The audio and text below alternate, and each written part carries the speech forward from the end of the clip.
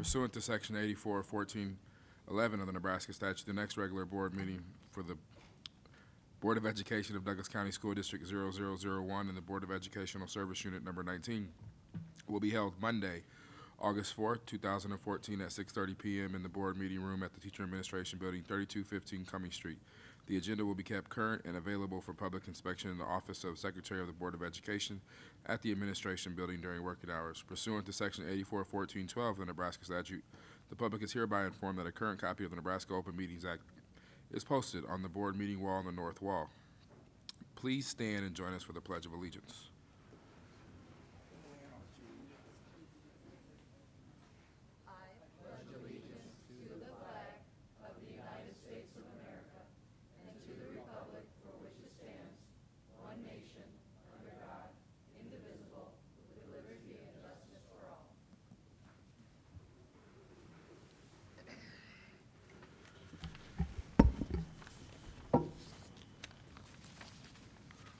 Roll call, please. Fay. Here. Godding. Here. America. Here. Scanlon. Present. Snow. Here. Underwood. Here. Vargas. Present. Wayne. Present. Williams. Present. 9 present. I have the extra one that you're looking for. School Spotlight. Mr. Andrews.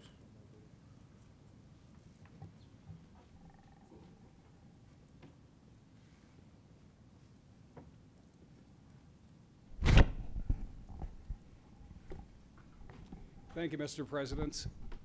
And I start with an apology. Burke swimming and diving coach Richard Hood was unable to make it tonight, so I'll just be reading some details tonight. We are recognizing Coach Hood and Burke for their efforts to establish the Burke Swimming and Diving Hall of Fame that honors outstanding individuals, coaches, or teams, and teams that have provided the school with lasting leadership and success over the years since the building opened in 1967. And the inaugural class included both former student athletes and coaches as well. I'm going to briefly read you some of the names here. Among the initial inductees were George Doc Hill, first ever swim coach at Burke starting in 1967. Jill Garlock, who was the first girls coach at Burke starting in 1973. Jim Hillskamp, who was a diver at Burke and went on to dive for the University of Nebraska at Lincoln. He was also a coach later on for Burke's diving team. Mark Hill, who was the first state champion at Burke, winning diving back in 1974. Tenley Fisher, first female state champion at Burke. She won the backstroke in 76, 77, and 78. And then Mike Jung, who, of course, was a two-time state champion and record holder in the 500 freestyle and the 100 backstroke, and also state champion in the 500 free in 94 and 95. So tonight we salute Burke High School swimming and diving coach Richard Hood. If you'd please join me in applauding him in absentia, that'd be great.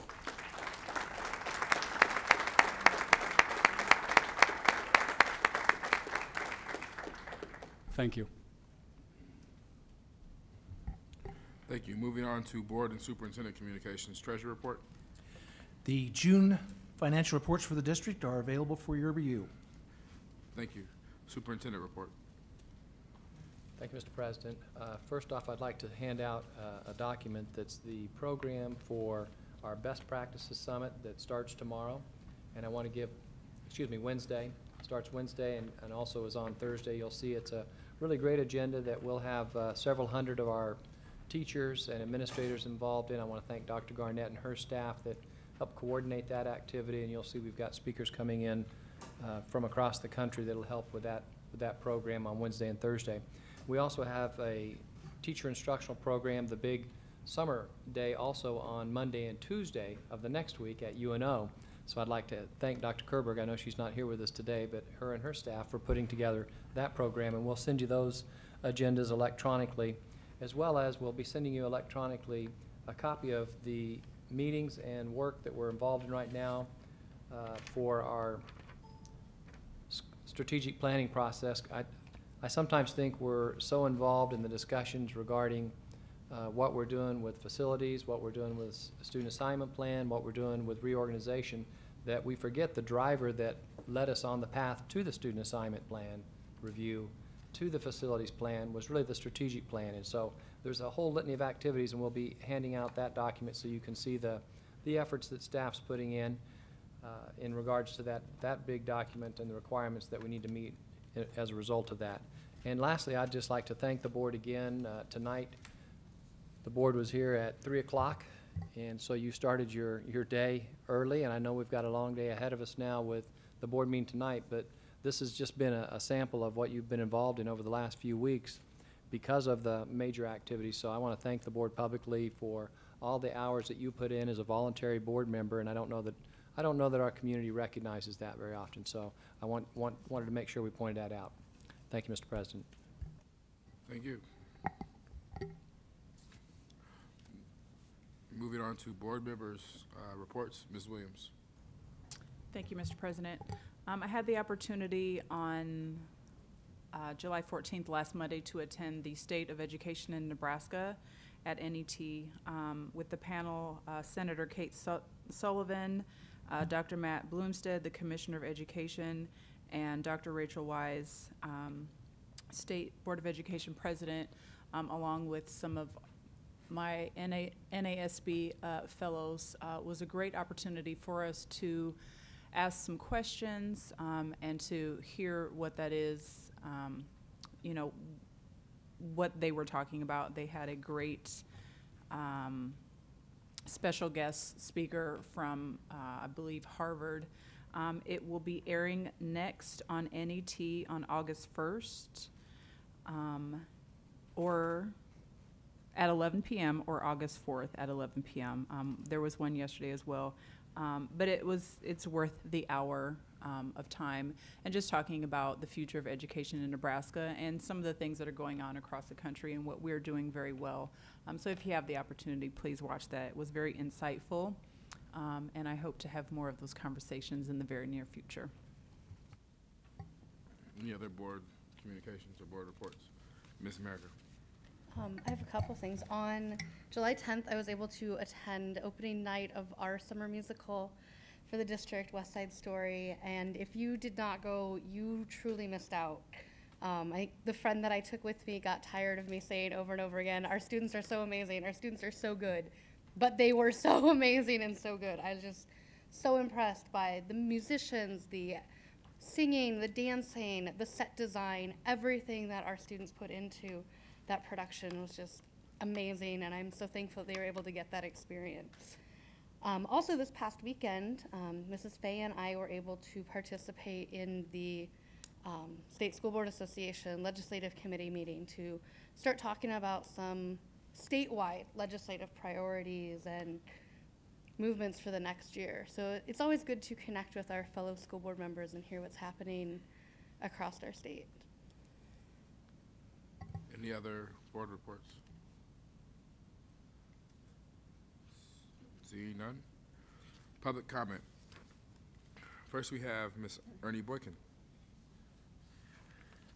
Please state your name, last name, spelling of your last name, address, and you'll have 5 minutes. Mr. Ray will let you know when there is 1 minute left and when there's 30 seconds left.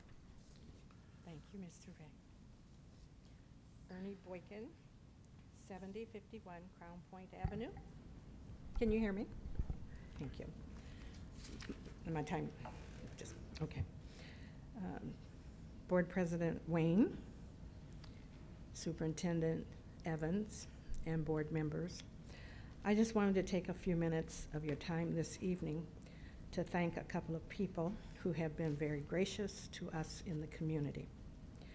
When I was a member of Omaha Together, One Community, also known as OTOC, we wanted to talk about how unequitable the formula for school funding was. And so when we had an opportunity to go to Lincoln to testify, we sought out a gentleman who knows the finances of this district inside and out. And he took the time to explain to us. We talked to him. He wanted to make sure that what we were going to say was factual. He didn't have to take the time that he did, but he did. But he wanted to make sure that our material and our presentation was factual and not emotional. So, Dr. Poole, for taking the time, for being patient, and for helping us understand the facts about school formula that needs to change. We appreciate your patience. You also told us that in all cases, facts versus perception and emotion, facts will win. all the time. So thank you for that. And then since the 1998-99 school year, I have had some contact with the next person. He has also been patient with me as I've called upon him to resolve issues at the building level. Whether I was calling on behalf of the staff, the students, or the community, whatever the case was, this young man took the time to not only listen, but to hear what our concerns were. Got back to me in a timely fashion so that I could get back to those who were concerned about those issues. There were times when I didn't always like his response that we received, but he took time to explain why things couldn't be changed and why bubbles couldn't be taken out of floors and some other things. He did get back to us in a timely fashion so that I could respond to those individuals who would be impacted by his answer. Dr. Barty, thank you for your listening ear, for your quick responses, for taking the time to let us know the when and the why, and you will be sorely missed by individuals in this community. Thank you both. May you have success where you go, Dr. Barty. And Dr. Poole, I hope you're around forever. Thank you. Thank you. Next, we have Doug Kagan. Please spell your first and last name, address, and you'll have 5 minutes. Mr. Ray, I'll let you know when there's 1 minute, and then when the I really wanted to speak on the bond issue later, if that's all right. We've been actually doing all our public comments at once during the time, so we don't separate them out and go back to public comment. We just do them all during public comment session. Okay, I can do it now.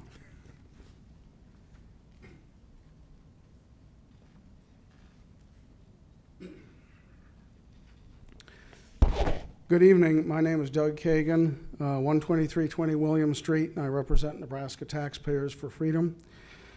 I and other members of our group who reside in the OPS district fully realize the need to renovate, add, and build schools. We realize that as an older school district, there exist more older facilities than in other districts. With so much work to be done, we understand that this board must make tough choices. We acknowledge the time spent and sincerity shown by the board to this date, and we do wish to work with you.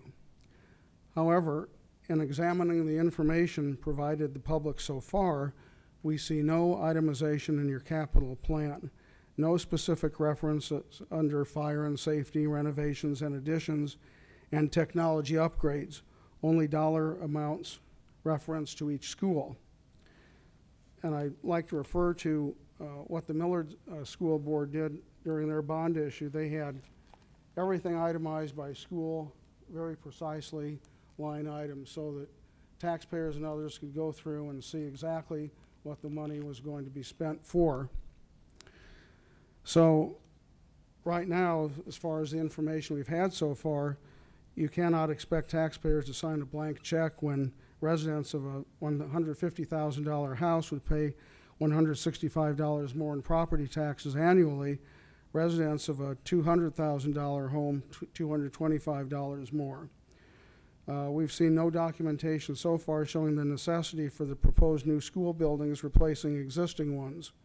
Changing the targeted spending if the bond issue passes hardly instills confidence in prospective voters on this issue. Before you sign off on this bond issue, we urge you to reassess a few things. Reassess your busing plan so that schools over capacity like Burke High School will have fewer bused-in students, thus making room for additional students from the northwest part of the district. Perhaps build an addition there. Reassess placing sixth graders in middle schools, which adds to existing overcrowding. Think of other ways to balance the school attendance areas. Consider cuts and not expanding particular programs like the early childhood education. Maximize your applications for grants and foundation monies, including from the Omaha Schools Foundation. Finally, we urge you to take another look at the bond proposal to determine that each item categories under needs, not wants. And I repeat, we'd like to work with you on this bond issue, but we need a whole lot more information as far as itemization on what needs to be renovated added to, and rebuilt. Thank you. Thank you.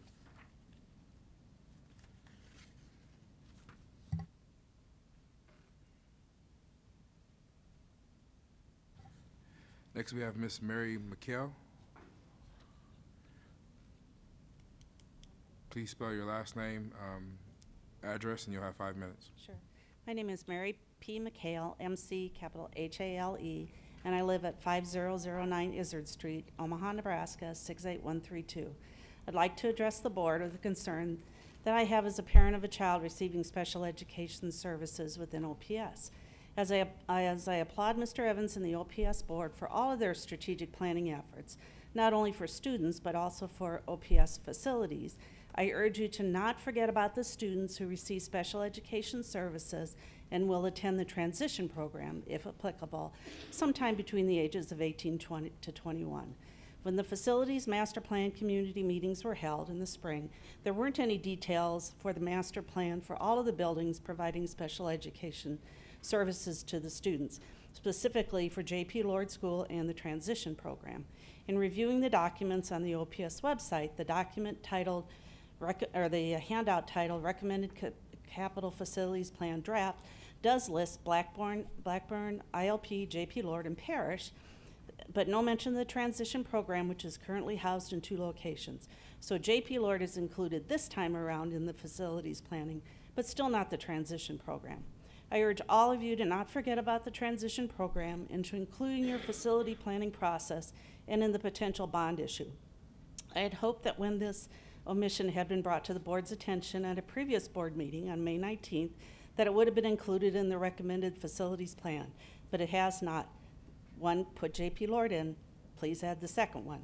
Unless there are other documents that I could not find on the website that would address changes to the transition program. The transition program has approximately 80 students, and these students and their families deserve the same considerations for their facilities that they are currently attending as other OPS students. This program continues to grow every year with increased participation, so it should be a part of the plan for the future growth within OPS. I would encourage you to look at the mission statement. Omaha Public Schools prepares all students to excel in college, career, and life, and the vision statement. Every student, every day, prepared for success, and ensure that this population is not forgotten and not just an oversight, and that this population receives equal consideration for their facility needs. Thank you for your time. Oops. Thank you. Next, we have Ms. Nancy Crackey. State your name, last name, spelling your last name, and address, and you'll have 5 minutes. Good evening. I'm Nancy Crackey, 1204 North 101 Circle. I want to address the facilities tonight. Schools renovations and additions in a district this size will always be ongoing, and an effort is needed to accommodate the students' needs. How and when we do these has always been the big issue. While the previous $254 million bond issue was passed and voted on in good faith, assuming the district would follow through on their plan, this did not occur. Changes were then made within the plan. High school amounts were to have been $30,504,000 at Burke, $19,596,000 at Bryan, $33,752,000 at Central, and $15,042,000 at Northwest. These were cut in half and diverted to other schools. Current statements of additional changes to this 2014 plan may occur even after the November vote by the public. And this is according to the item that was in the paper. Subdistrict 5, now 6, includes the same set of schools as were in number 5. There are 6 elementary, 1 middle, and 1 high school. The ages of the elementary schools range from 1963 to 1970, with Columbian being the newest in the group, and they are the ones that are up for the replacement. The middle school was built in 1963 and Burke in 1965. $683 million is the current bond issue proposal. In addition to the bond issue, there is a transportation issue. What happened to that discussion? My understanding was to A, lessen busing, and B, save money. Where is the plan? What was the deadline? And how will or could this influence the $283 million plan? Dollar amounts have been identified in the facilities study noted for schools. What do they include? Interesting, the first figure that was provided was huge. The second figure was less. Private funding is now being involved, and I certainly hope so, as they have exerted their influence in this district in an ever-increasing manner. The need for the South Omaha Middle School is apparent. We have the space for an addition, more than 7 classrooms and 1 gym at Burke. And I do want to note that the needs of a high school population call for adequate room for activities that are involved there. It is the only high school limping along with the 1 gym. The others all have had 2. And much room and space is available, although it is filling up at Northwest, and I'm happy to note that. And I wanted to congratulate our new principal tonight, too. I was able to do that.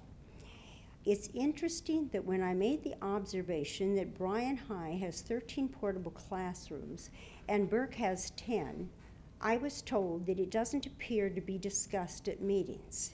That continues as it has in the past. I cannot imagine any vote passing in Southwest Omaha at this time without real considerations given for Burke. Thank you. Thank you.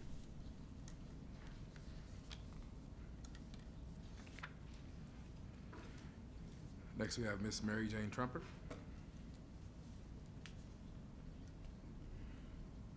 You'll have, spell your last name, address, and then you'll have 5 minutes too. All right, it's Mary Jane Trumper, Trumper, 5306 Izzard Street. As a taxpayer, I was immediately concerned when I heard of OPS's consideration of a nearly $700 million bond issue for building and renovating schools. Besides the obvious increase in cost to homeowners and home renters, I had 3 other not so obvious issues that were of concern. First was my disappointment in the lack of financial planning that has led us to this point. All the schools are in need of maintenance to some degree or another. We have failed to provide up-to-date security for our schools to ensure a safe learning environment for students and teachers alike. The maintenance and growth problems have continued to snowball for years while no financial plan was put in place to address these needs. All this topped by the disclosure that OPS has $450 million in unfunded pensions. As a result, desperately needed resources will undoubtedly have to be diverted from students' needs to pensions. As large as this bond issue would be, is it enough to accomplish all the needs identified, or is this just a drop in the bucket? What is the long-term financial plan for the district? Is there one, or will issuing bonds be the only solution sought? Another concern is the under-enrollment and underperformance at Benson, North, and Northwest high schools. Before we embark on building new schools, shouldn't a plan be in place to attract students back to Benson, North, and Northwest? What can we do as a district to make those schools successful? And what would be the impact on the need or scope of new schools in the district if Benson, North, and Northwest were able to be more attractive to students and back to capacity? Finally, if I use the analogy of a household budget, OPS has been living beyond its means. OPS pays its month-to-month expenses but have unfunded pension debt and have no money to put towards funding it. We have outstanding debt in a previous bond that we've used up but aren't paying the principal down appreciably, and now we're having to run up a new and bigger debt to handle deferred maintenance and need for expansion. We can't continue on this path indefinitely, and there's no better time to address the underlying problems than now. In conclusion, before putting such a large bond issue on the ballot, I would like assurance that all the implications affecting this capital improvement plan, both internal and external, have been examined and considered. I remain hopeful that the OPS board and superintendent will straighten out the many issues that confront our district by being more proactive and less reactive in planning for our district's success. And I look forward to regaining confidence in the OPS school district and its abilities to effectively teach our students within the financial framework it's been given. Thank you.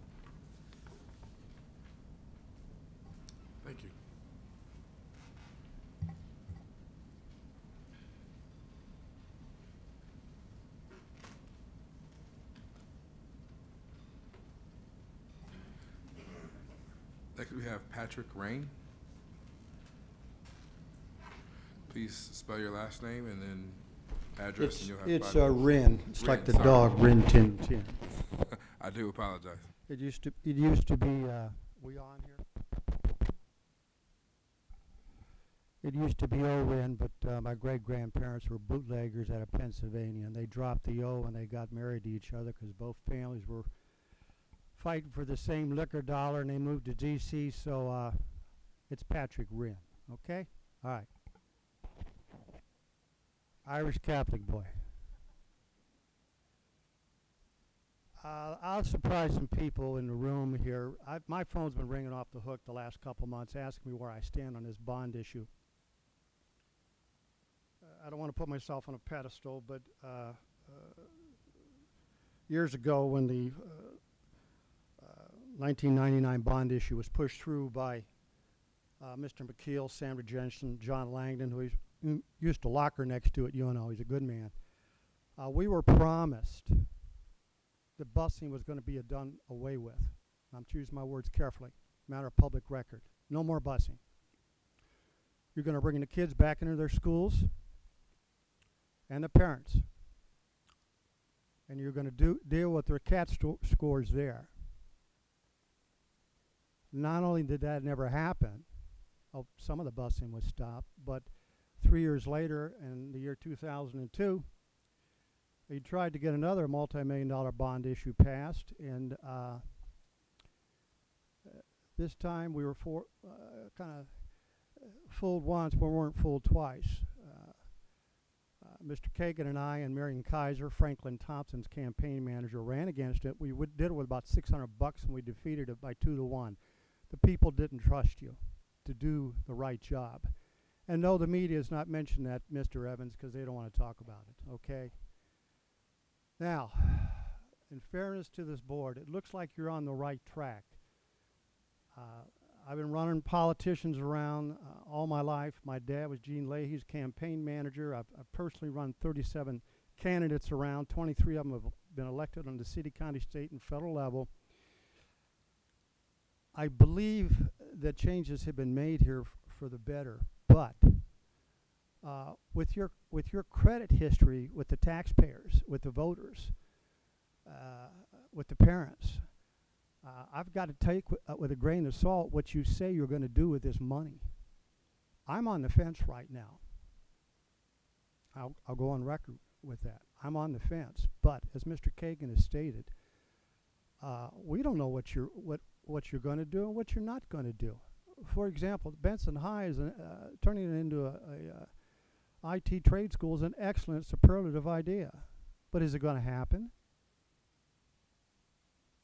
You know, I wouldn't be surprised if it does not.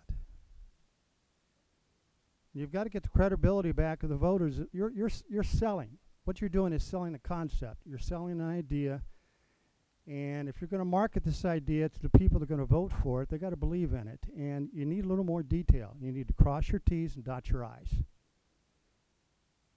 And there are questions out there. Please, I don't want to go over my 5 minutes. Let's be objective and keep to the facts. What I'd like to see is some sort of a paper signed and okayed by Mr. Dennis Poole, who's a very sharp, ethical guy. I like Dennis.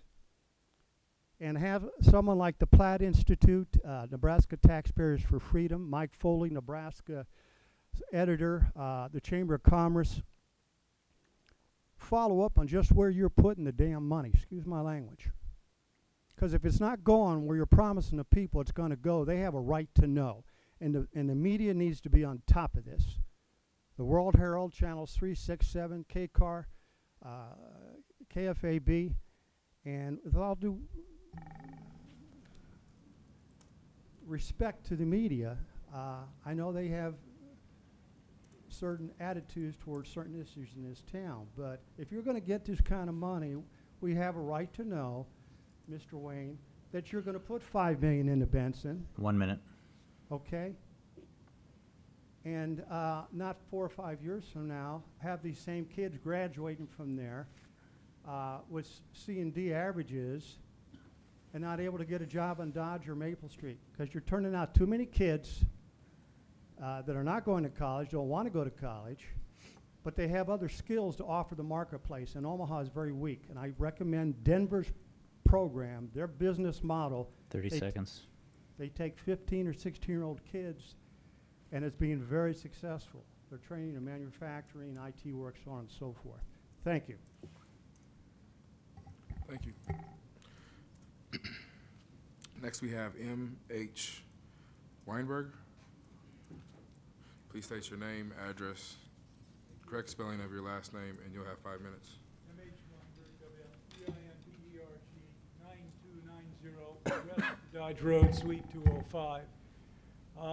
I believe, following a conference with Matt Ray and with your new counsel and negotiator, that we resolved the problem related to the guard's claim of lack of due process and failure to follow the just cause requirements of the contract by allowing a reopening of the evidence in a particular case for approximately 6 witnesses, a good part of which were newly discovered evidence. So I'm here in 60 seconds to say goodbye and thank you for your service.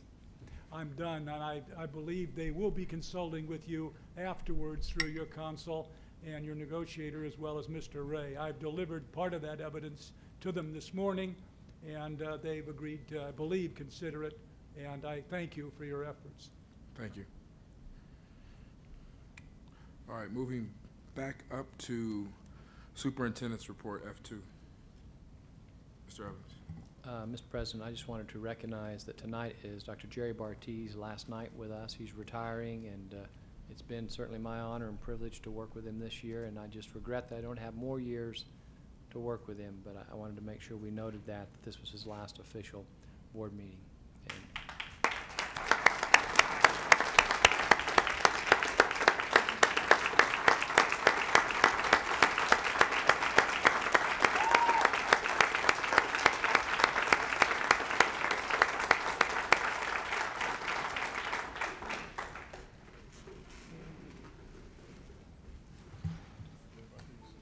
they haven't been passed yet.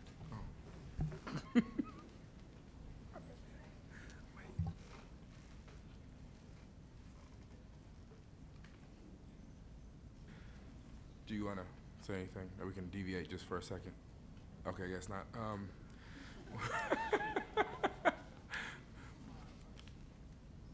Okay, we'll do it at the end of the meeting. Go ahead, Dr. Barty. We'll take time now.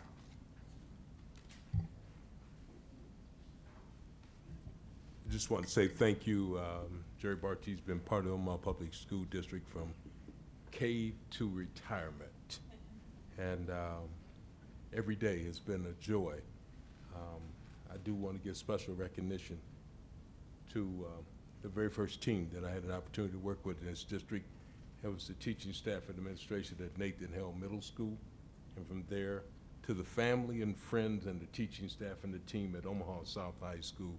And finally, to the staff that I worked with for the last 12 years here in general administration, in particular down in district operational services. They have made my journey a very, very enjoyable one. And I know my mother's watching tonight. I can only say that, Mom, I hope I made you proud. Thank you.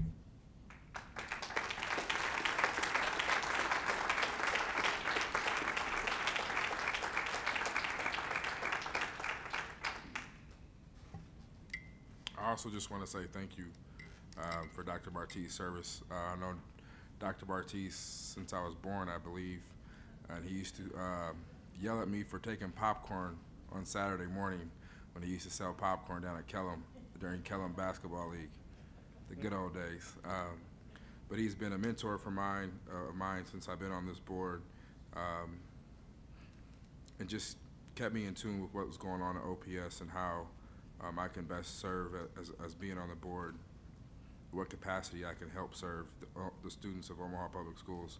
So I just want to say thank you for all the years that you mentored me, even prior to me being on the board when you were my coach in baseball and you threw out my arm when making me pitch all the time. But anyway, so I do want to say thank you.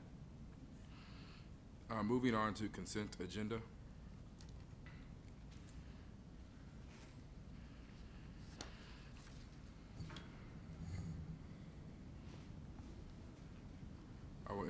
motion to approve the consent agendas that is before us? So moved. Second? There's a motion by Ms. Williams, second by Mrs. Fay. Roll call, please. Cotting. Aye. America. Aye. Scanlon. Aye. Snow. Aye. Underwood. Aye. Vargas. Aye. Wayne. Aye. Williams. Aye. Fay. Aye. 9-9. Motion carries. Hold on.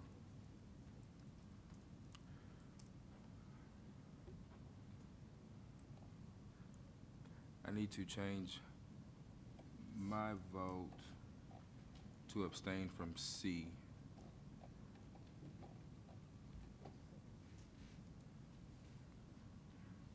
But I'm not sure.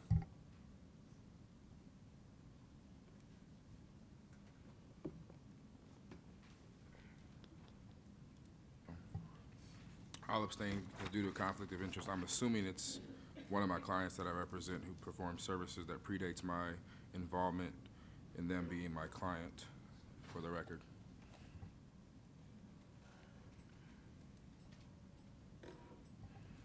Moving on to before we go to J, I want Mr. Evans. With the approval of the consent agenda, we have also approved the new principal at Ponca Elementary, Jennifer LeClaire, and I wanted just to recognize her. And also Dr. Monica Green at Benson West, if they'd just stand. I think they're at the back. Well, they were at the back. There's Jennifer, okay. And we also have Mr. Tom Lee, who is our new principal at Northwest High School. We wanted to recognize Mr. Lee.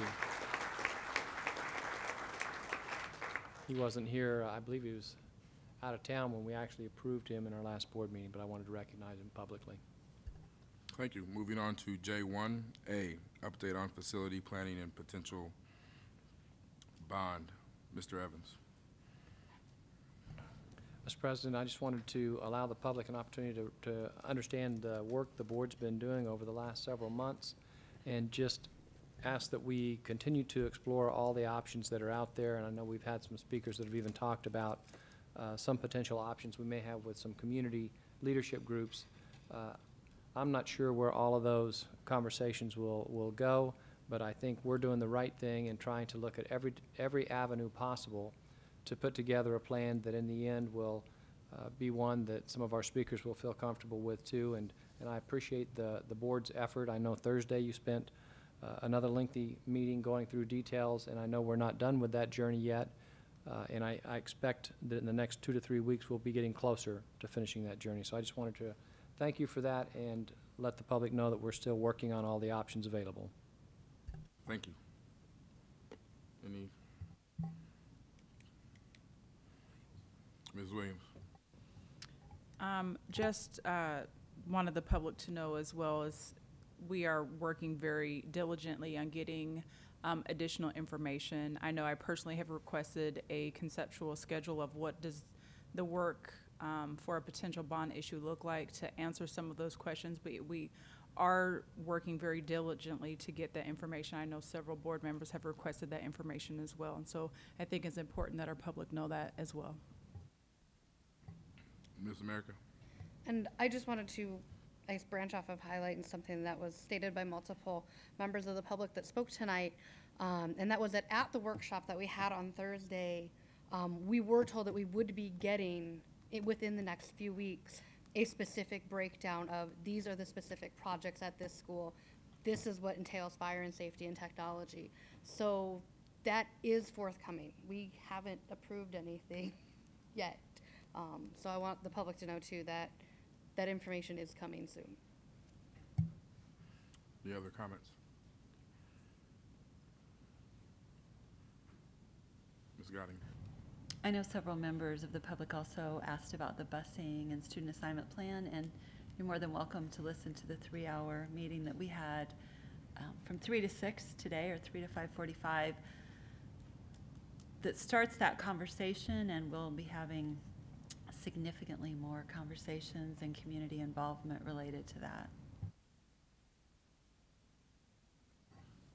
Any other comments, questions, or concerns? Hearing none, we'll move to J1B. Proposed Budget Presentation 2014-2015.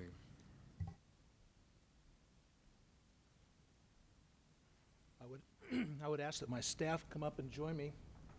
Mr. Ibrahima Diop, our Finance Director, and Christy Rakowski, our Budget Director.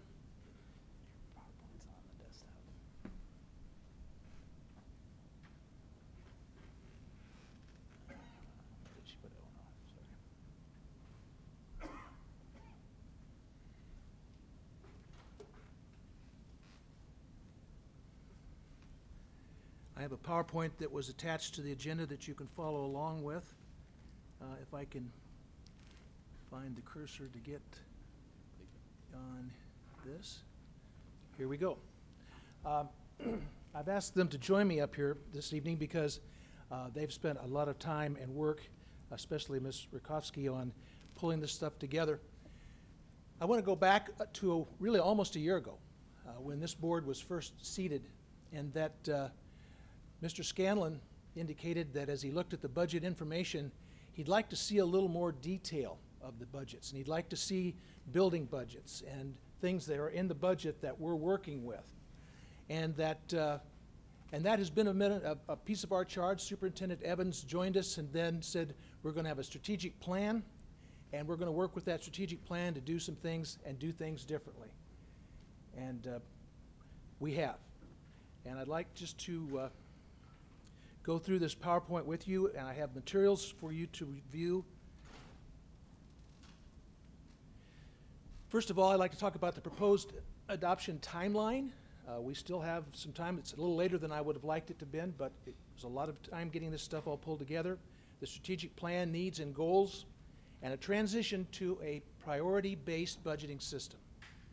And as we move forward with the strategic plan, that is our goal, to move towards that. Mr. Diop has already started on that, and we're working towards that end as it's identified in our strategic plan. Current and future staffing processes. We'll be joined with the executive directors for our secondary and elementary schools to help us look at our staffing, to make sure that that staffing is aligned as it is in the strategic plan, because it will have to be driven by a fiscal change, and that we're ready to do that. We're also going to look at the current development process. I still have to report to you, though, that Mr. Scanlon, I still have to report on the state format, so we'll have that, and we'll have some extra stuff as well. So we'll have that part of it. And then the school development components.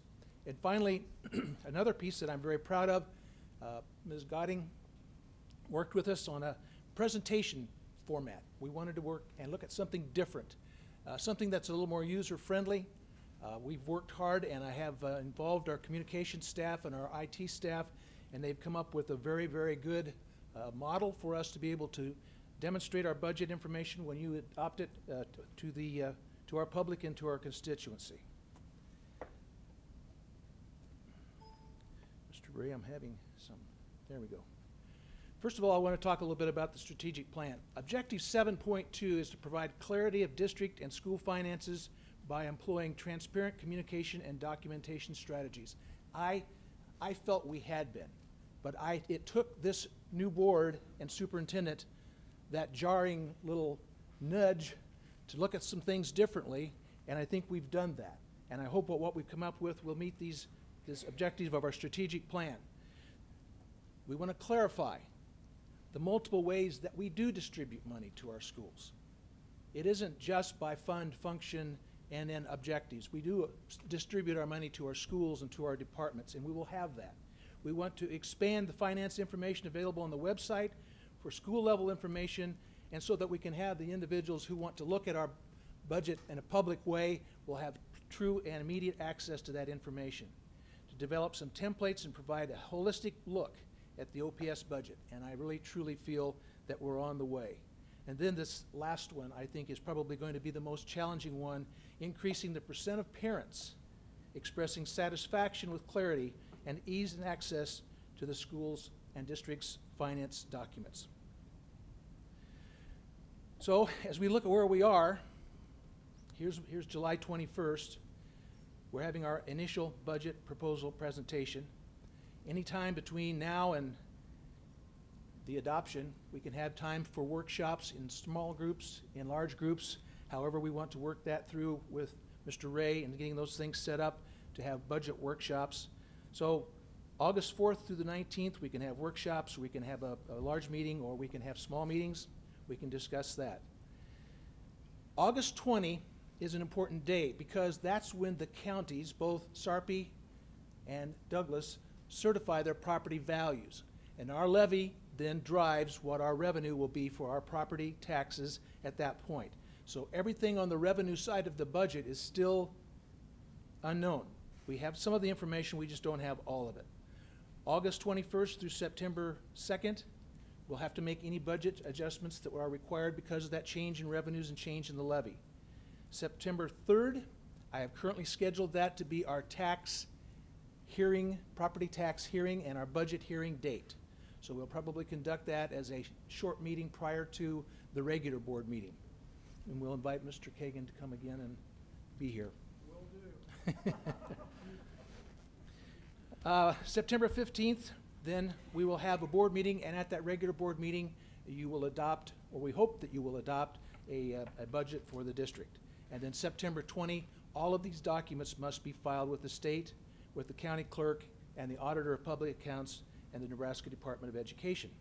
But then I also want to point out that September 21 through August 31st of 2015, this budgeting and managing process is continuous. It goes on, and adjustments are made always with our spending plan. So where are we at today? We have buildings, departments have submitted budgets. We've struggled, we've put them together, and now we are here tonight with a proposed budget. It's been aggregated, we're presenting it to you, and we will work through the process of your questions or your information needs about that budget. If we need to make any adjustments, we can do so, and then we will adopt a budget which is legally approved by the board and filed with the county and state. I still need to go through the budgeting terms. We are a creature of the state. Nebraska defines much of what I do in accounting and budgeting by schools. It's all in the law. So we do have funds. We have a general fund. We have levying funds. The bond fund we've been talking about is a levying fund to raise the money to generate the interest and principal necessary to repay those bonds. And we also have non-levying funds. Tonight's presentation is basically and strategically directed at the general fund. And that's the operational fund of the district. And so that's where we'll be working. But there are actually three other levying funds: the special building fund, bond fund, and the qualified capital purpose undertaking fund, which again, some bonds have been placed in there and some review questions have been raised about that. Then within the fund, every fund has the functions. What can you do within that shoebox? You can do regular instruction, you can do special education, you can do student support, instructional support, on down that list. Now, within the function, let's just take fund, function, regular instruction. In that grouping, now we have account groups: salaries, fringe benefits, professional and purchase services. That's what we pay for transportation with, professional purchase services. Supplies, materials, that's where we get our computers and our paper. Capital outlay, that's where we do our major renovation projects, and then other accounts. So those are all required by the state, and we will have a presentation. One of the files in your budget or in your agenda tonight is this fund and function report for the general fund. Now, back to our needs statement. After they reviewed what we were doing in this district, we said we need to do a strategic plan that has a pathway that will lead us to the accomplishment of the goals and objectives of that strategic plan. We need to place instructional staff strategically to ensure the greatest impact on student learning. That's in the schools. That's in the schoolhouses. We need to ensure that our schools have the resources they need to educate students effectively. Student success should drive district budgeting. We need to improve the alignment across the district. And we believe we've delivered to you through the work of these people the tools that you'll be able to do that, working with the EDs, the superintendent will be able to, and HR be able to make sure that we have what our CIA department says is that strategic plan that they need with their improvement plans. And we need to enhance transparency in the decision-making process to ensure an informed and involved community. And I believe that what we will present to you will illustrate that effort. Okay, so the purpose of what we're trying to do here with this process is to develop a transparent budget. And the methodology that we're going to do with that will be the development of a priority-based budgeting. And the priority must be our schoolhouses and our teachers for our students, all 51,000 of them. The process and components has been developed to meet the strategic planning guiding principles. It will provide for a transparent review for our community, and the organization structure, I believe you will find much more usable than the previous methodology. All right, what we've done for the buildings, and that's where we're going to focus on right here tonight, is what we've done for our buildings. The budget system has been organized. We had a presentation on this a little earlier this year. Is organized around the strategic district strategic plan. We'll need to do some further analysis as we move through this process because we're going to have to see how it's impacted and how it might need to be changed. The priority budget-based system will be a part of your annual review and a way that the information can be brought back to you to make decisions around that process. So what are the components? I think I like to think of this as a pyramid that we've been able to build a budget. And the first piece of that component, that foundation, is staff, school-based staffing. And each school will be talked about in this, their budgets are in this presentation. Weighted equity, based on the student demographics, English as a second language, poverty, special education, mobility and attendance. A site program. Well, we've been talking about, even with this afternoon's discussion on the student assignment plan, magnets, focus schools, academy programs, all of those information, that is all available for your review. Site program, and then site instructional program, which is staff, materials, specialists, and required supplies. We worked very hard with the Curriculum Instruction and Assessment Division to get that information put in there for the schools, and they will find they have a more equitable and uniform alignment of the supplies and things that they need for that. And then the site operational foundation. This comes from the district operational services, Dr. Barty's unit, those people work on utilities. We hold all of our buildings accountable to what they have to do in their building, but we don't hold them necessarily accountable to what we have to put in there for their operational supplies, because we can have a very cold winter. They might overspend that part of their budget. But we do have a pretty good system of analyzing year after year after year the information and make a projection, and that's what goes into this. And then finally, as you requested, site grants and other funding sources will be placed in the budgets for the buildings so that you can see what they have available to them for their budgets. All right, foundation. This section provides funding allocations for core staff, salary, benefits, treating all similar sized schools the same. So if we have an elementary school that has 400 students in it and another elementary that has 400 students in it, the foundation will be the same because equal schools will be decided to be equal. And then we also include secretaries, paraprofessionals, security guards, principals, assistant principals, deans are aligned with that enrollment as well.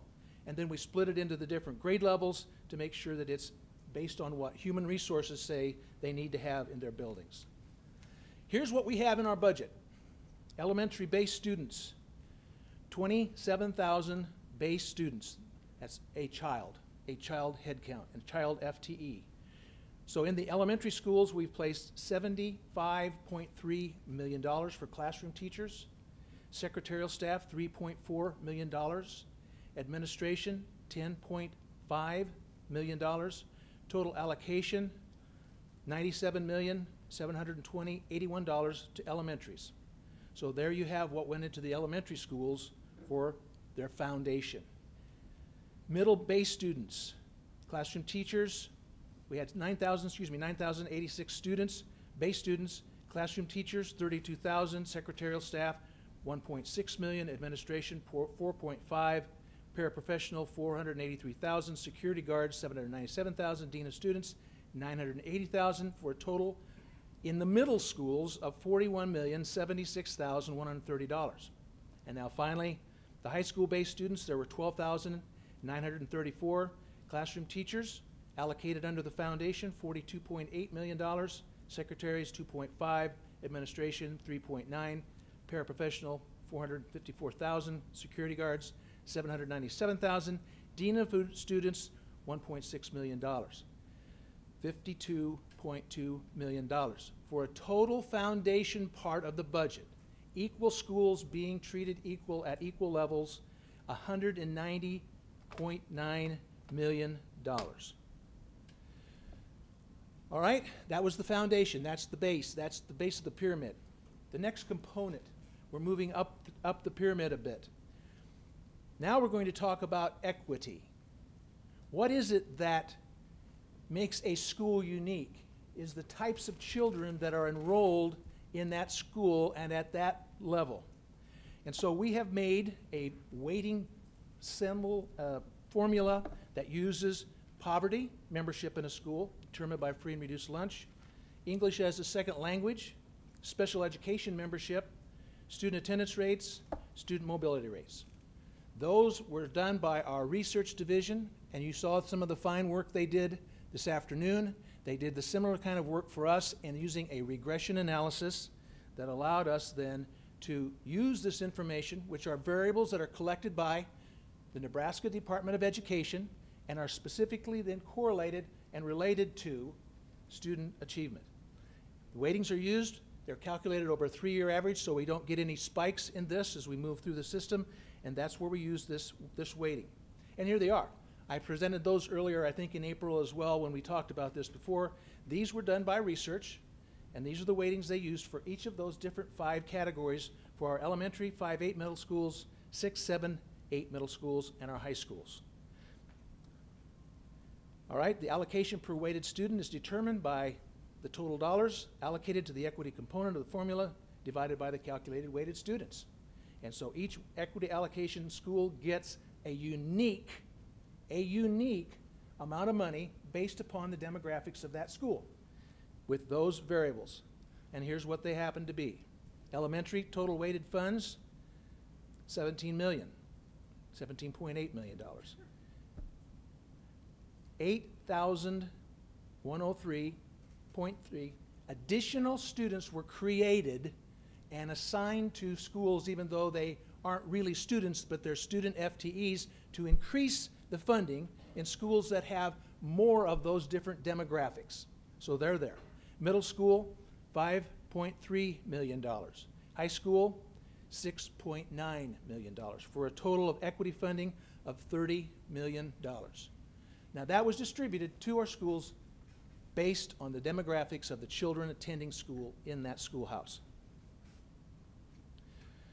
Okay, the site foundation, and I'm going to jump down to the second bullet there. Programs including Academy, Magnet, Focus, International Baccalaureate, alternative programs, multi-age classroom. These programs are funded to the level that they have established in the student assignment plan, human resources staff working directly with the building principals.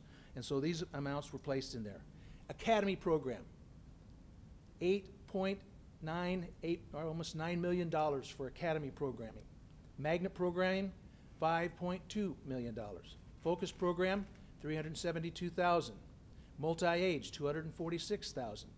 Planetariums in our schools that we have, $132,000. Native Indian culture education, $200,000. International Baccalaureate, $556,000, for a total site-based allocation of $15.7 million based on programming. And we'll be able to break that out not only by the total at the district, but by schoolhouse, what goes into those programs. Okay, the site instructional staff and materials. The action plan has been out there for now 2 years. And we need to make sure that we have the fund. We're seeing the improvement in student achievement. It's been demonstrated by our research division, each site has its own school improvement plan.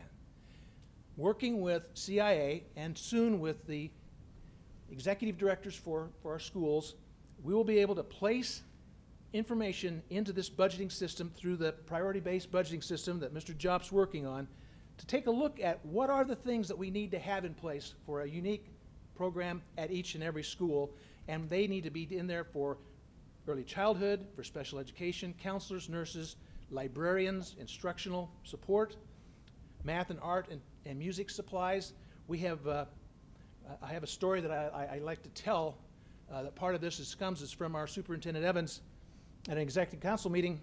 We were visiting an elementary school, and as you know, Mr. Evans tends to invite people in. And he invited in an art teacher, and they asked the art teacher in the elementary school several questions. And one of the questions happened to be, well, how much is your budget? And the art teacher said, well, it's about $200. And right there, you could just sense that that's not right. They needed to have more.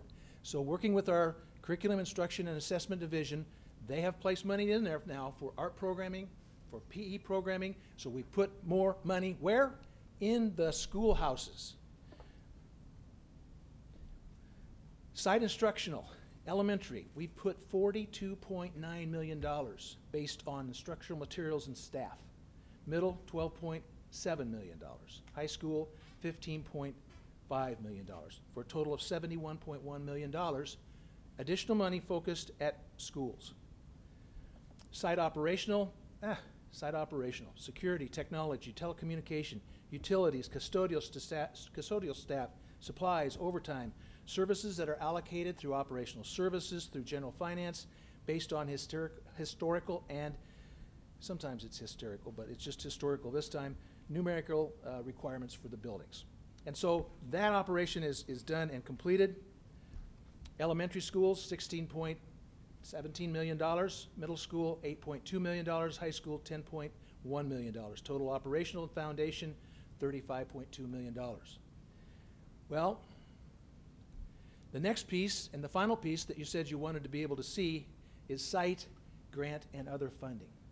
And so we have made a process. We'll be working with Jocelyn Perkins in the grants division, and we'll be putting the monies that we have that we know of are in grants in schools in their budgets so they know what they're accessible to.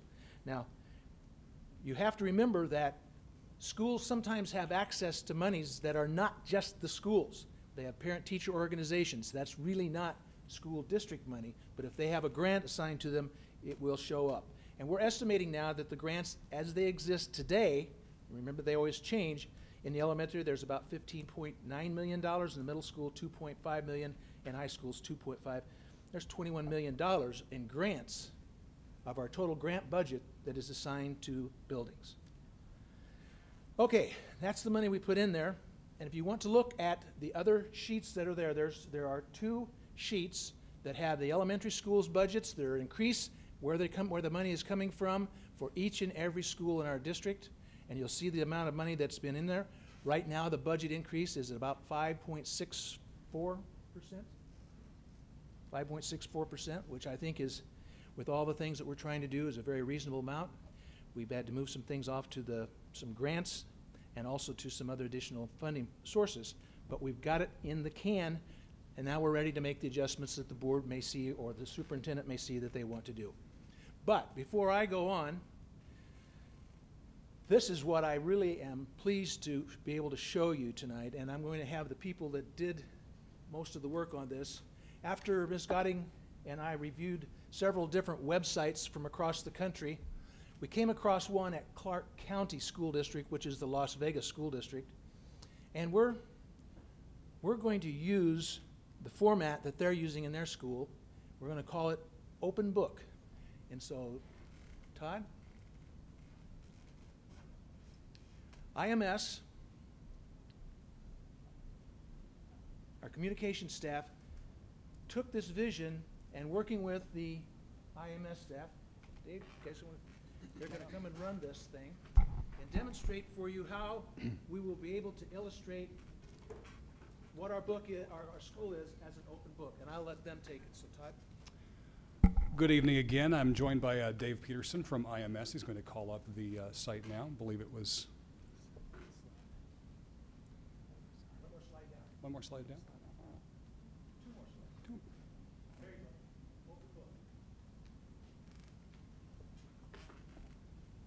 And here we go. If you direct your attention to your screens there. Keep in mind, this is a prototype. This is a mock-up, for lack of a better phrase, that does have a lot of the functionality the final product will have. First and foremost, a glossy front page. You could say you can judge this book by its cover. It's a very attractive front cover, if we may. And we have verbiage there to the effect in those 3 paragraphs that this is really a new age for us in financial reporting. This is responding to the needs as addressed the needs analysis and later on in the OPS strategic plan. Dave and I are going to run through a couple, 2, 3 applications for you now. As you see, we scroll down after the introduction there, and you have 2 of these 4 choices, which are operational right now: function summaries, school profiles, departmental budgets, and then another departmental tool there on the right. Let's go to function summaries first. Dave's going to walk us through this, if you wouldn't mind, Mr. Peterson. Kind of walk us through what we see right here. This same information is available in the adopted budget book, but I know Dr. Poole wanted something that was definitely more interactive than we have now, besides a 400-page book. So hopefully this will come up here quick. Usually doesn't take that long. That's why we approved the high density today. There you go. Bear with us while it loads for a moment. Thanks.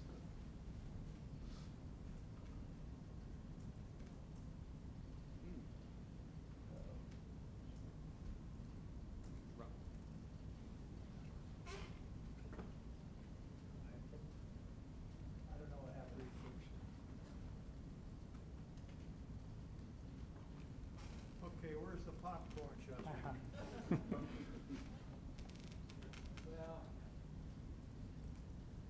It's never done this. Should we try the other one? We'll go back and try the second function then. Mine's up. Do I need to log off until we get? Do you want to try school profiles? Do you want us to get out? We've pulled it up. Is that causing you a problem? Was it working for you? Yes. Okay. Do you want us to get out of it? I think No, we're it should gonna be work, okay with okay. school profiles. We'll just jump We'll ahead, start here. Madam Vice President. We'll just jump ahead really fast to school profile map here. And again, I'll let Dave take it away. This is a GIS map that Casey Hughes and some of the research staff really helped down on. Dave? This is an interactive section of the book where the school profiles, where there's a 2-page summary of a lot of information about each school. Worked at the research department. They put this map together for me where you could click on a school and go straight to the school profile for that school. Brings up the, that one worked. Message from the principal, some staffing information, budgeting information, past 4 years.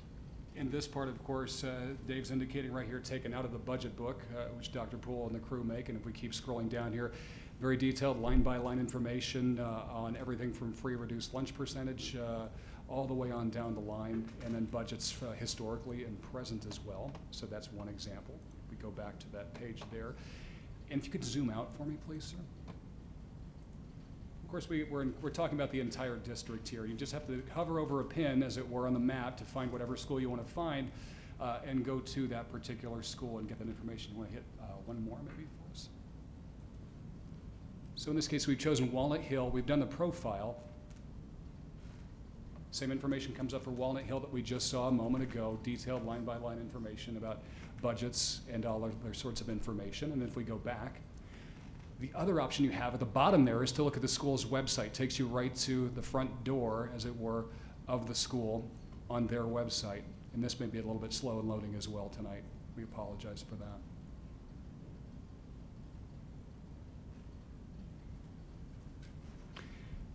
We may have to skip back to that one, but again, the school's website will come up when you click on that particular item.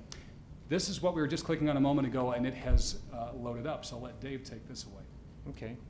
This one's not quite completely loaded, but this is same information that's in that adopted budget book. Has a graph showing the accounts within, right now we have the entire general fund. Then it has a program summary over here, and then details of all the accounts. And you can go by fund, if you'd scroll back up to the top right for me, Dave, thanks. If you can go by fund, as you can see right there, you can go by support function, so you can drill down more. We don't have all of the drill downs right now. Remember, this is just a mock-up here, but for example, if you go to support for me, please. Still loading. Oh, still loading, sorry, we are. In any case, just to kind of narrate over this, and again, we apologize for the slow internet speeds here. You can hover over pieces of that pie, for example, and find out exactly what, say, that blue majority of the pie represents, and so on down the line. Dr. Poole might have more insights to that as far as what you would see there. And then on the bottom, you can look at the accounts in detail.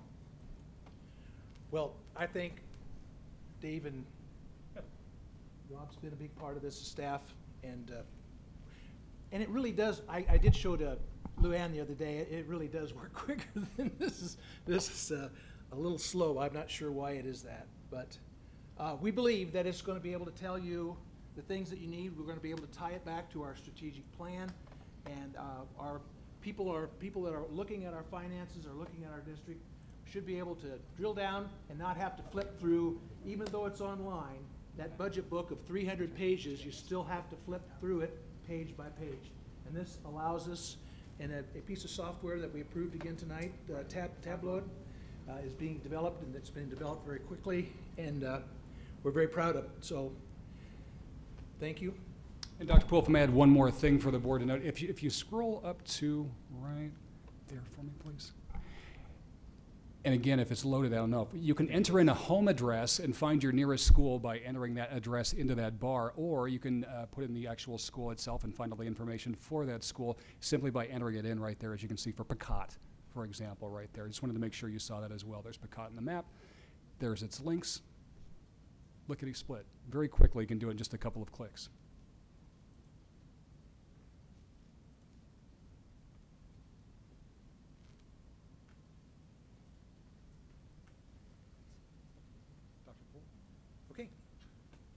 Well, thank you. Can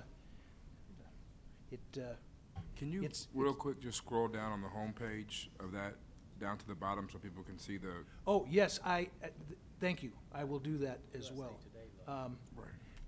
They didn't really get to the... Yeah, this is not my computer, and I'm... Doc, I can take over for just... forgive me, no, I'm not taking over. This is the who's on first, one's on second situation, isn't it? You've been moving that direction and all. I was just going to say that I had like 100 shows worth of experience and things going wrong in my olden days as an anchor, so I might be able to help. That's all. Mr. Wayne, I got there without his help. Let the record show that that's exactly right. Okay. Anyways, you were saying. Below these tools, we will be able to put on some high-level finance information. For instance, here's the funds in, the funds out. Here's the number of schools. Elementary, it has a legend down at the bottom. Staff breakdown, we've got, here's our teachers, our professionals, other certified, all employees. Student transportation information. Here's how many buses we have. Here's the number of students that are transported on those buses. Here's our enrollment. We have an enrollment of 51,070. We have a student-teacher ratio in K-6, 1 through 15, secondary 1 through 17, cost per pupil. And if you look at our cost per pupil on the average, $10,086.95. The state average, $11,037.85. So we'll be able to do that. And then finally, to get down here, get in touch. And that will be the piece that will allow our patrons to leave messages for us, offer suggestions, and we think it's going to be a first-class tool, and we'll get it put together so as we adopt a budget, we'll be right on target. So with that, next steps, we'd like to schedule some board workshops, and so we can answer your questions. Develop your questions. Don't hesitate to send them in. We'll be a part of that as well. Again, thanks to my team that are here tonight. They spent a lot of hours, and we even shed a few tears over this thing. So, but we got it done. So, Yes. Ms. Williams. Well, thank you, everybody, for addressing me. So I just wanted to go back. Thank you, first of all, for this. I'm really excited for the open book. I think that's amazing, so that we can, as a city and as a community, look at what we're doing. So that's amazing. But I want to go back to, I gotta find it now. The breakdown with the Academy Magnet focus. So I guess I'm pre-asking a question for you, because I'm really curious, and I've had this conversation in committee meetings and other meetings about the academy schools and that $8.9 million. Don't quote me, but there's 23-ish academy programs, and I really want to know what that looks like if we start looking at the programs and changing that. Where can those funds go if we reduce that? So those are just some questions. That's the power of this tool that you'll have. Okay. Because this is at the district level. But we can, with Christy's help, we can do and break this down school by school, and you can see how much is in each one of those schools to perform that reduced class size that was the theme of the academy programs. Right, and I guess my question is now it's 2014, the academy programs are 14 years-ish old. Yep. And as we're looking at student assignment plan and some other things, how many of the schools are really utilizing the academy programs? And if we narrow that down to those that are really using them, I know there's a few that are actually above that cap at academy school. So how do we utilize those dollars and distribute them elsewhere? So I'm gonna have a lot of, this is not my favorite subject, but this is, absolutely, I'm gonna have quite a few questions for you. So if you can just kind of start looking at that and help me to you'll be able to tie the dollars with the impact, with the instruction. Research demonstrated their capabilities to be able to do those kinds of things when they did the multivariate regression analysis for the variables. We can take a look at that, and we'll be able to get the answers. And then at a policy level, you'll be able to make some decisions as you look at the student assignment plan. Right, perfect. That you hit the nail on the head right there. I want to be able to bring some of that information back to the committee and have those very candid conversations so we can bring it back to the board. Staff will be available to do that. Perfect. Thank you, Dr. Poole. Thank you. Mrs. Fay. Oh, I'm sorry. Well, first of all, I think that's a nifty tool, so thank you to everyone involved in putting that together. I would say, while I do appreciate Mrs. Scotting's time spent researching that with you, I believe we have a finance committee, and just out of the continuing to be transparent and inclusive of the whole board, I would ask that going forward on projects like this, we maybe try and do this from a committee level rather than a single board member. Absolutely. I think my comment is really just an expansion of Ms. Williams' comment, in that, and I think it actually probably starts, I'm guessing, and you can help clarify, at the new director's position. I'm looking at component 4, for example, funding allocations based on the priority of instructional programs and materials necessary to implement and sustain the district's action plan. And then at the bottom of that slide, these program allocations will be determined by curriculum instruction and assessment. So I would like to see somewhere built in here reassurance or something that in that component, number 6 with the grants, that, for example, that we know that what we're funding worked the way we thought it was going to work when it was implemented in the first place. And I will say that we're already seeing a little bit more of this. The most recent grant summary that we received, I think that, I don't know how many board members took the time to look through those grants. There's a lot more detail in there about what the expected outcome is, which then when you're turning around on the flip side and saying, do we reapply for this grant? Did it do what it said? You know, you've got these outcomes to measure it against, something greater than just raises awareness or exposes children to. I mean, you've got will increase the number of. And so I hope that our directors will be looking at those kinds of things. I'm sure they will when budget recommendations are advanced to us. But I guess I'd like to see that accountability, and I think that's what you're talking about, accountability for academy programs. And are they doing what we wanted them to do 14 years ago? Because if they're not, then maybe that money can be put to better use with those same students, but in a more effective manner. Yeah. So I think I just want to make sure that that's really spelled out in here. Yeah, and we certainly can do that. In fact, Ms. Fay, when I was reading through this, I almost put that bullet in there, but I ran out of time. Mrs. Fay's going to see that. That's what I ran out of time. But I've got to get credit to, again, on those grant summaries, thanks to you and others. Carla Norlinger on our Grants Accountability Task Force has every meeting. There's got to be an evaluation. There's got to be an evaluation. What is this going to do for kids? And I think we're all finally kind of getting that lesson. And to Jocelyn Perkins, who's been doing a nice job of making sure that the people who are engaged with that grant do follow up with the evaluation piece. So I think, like I said,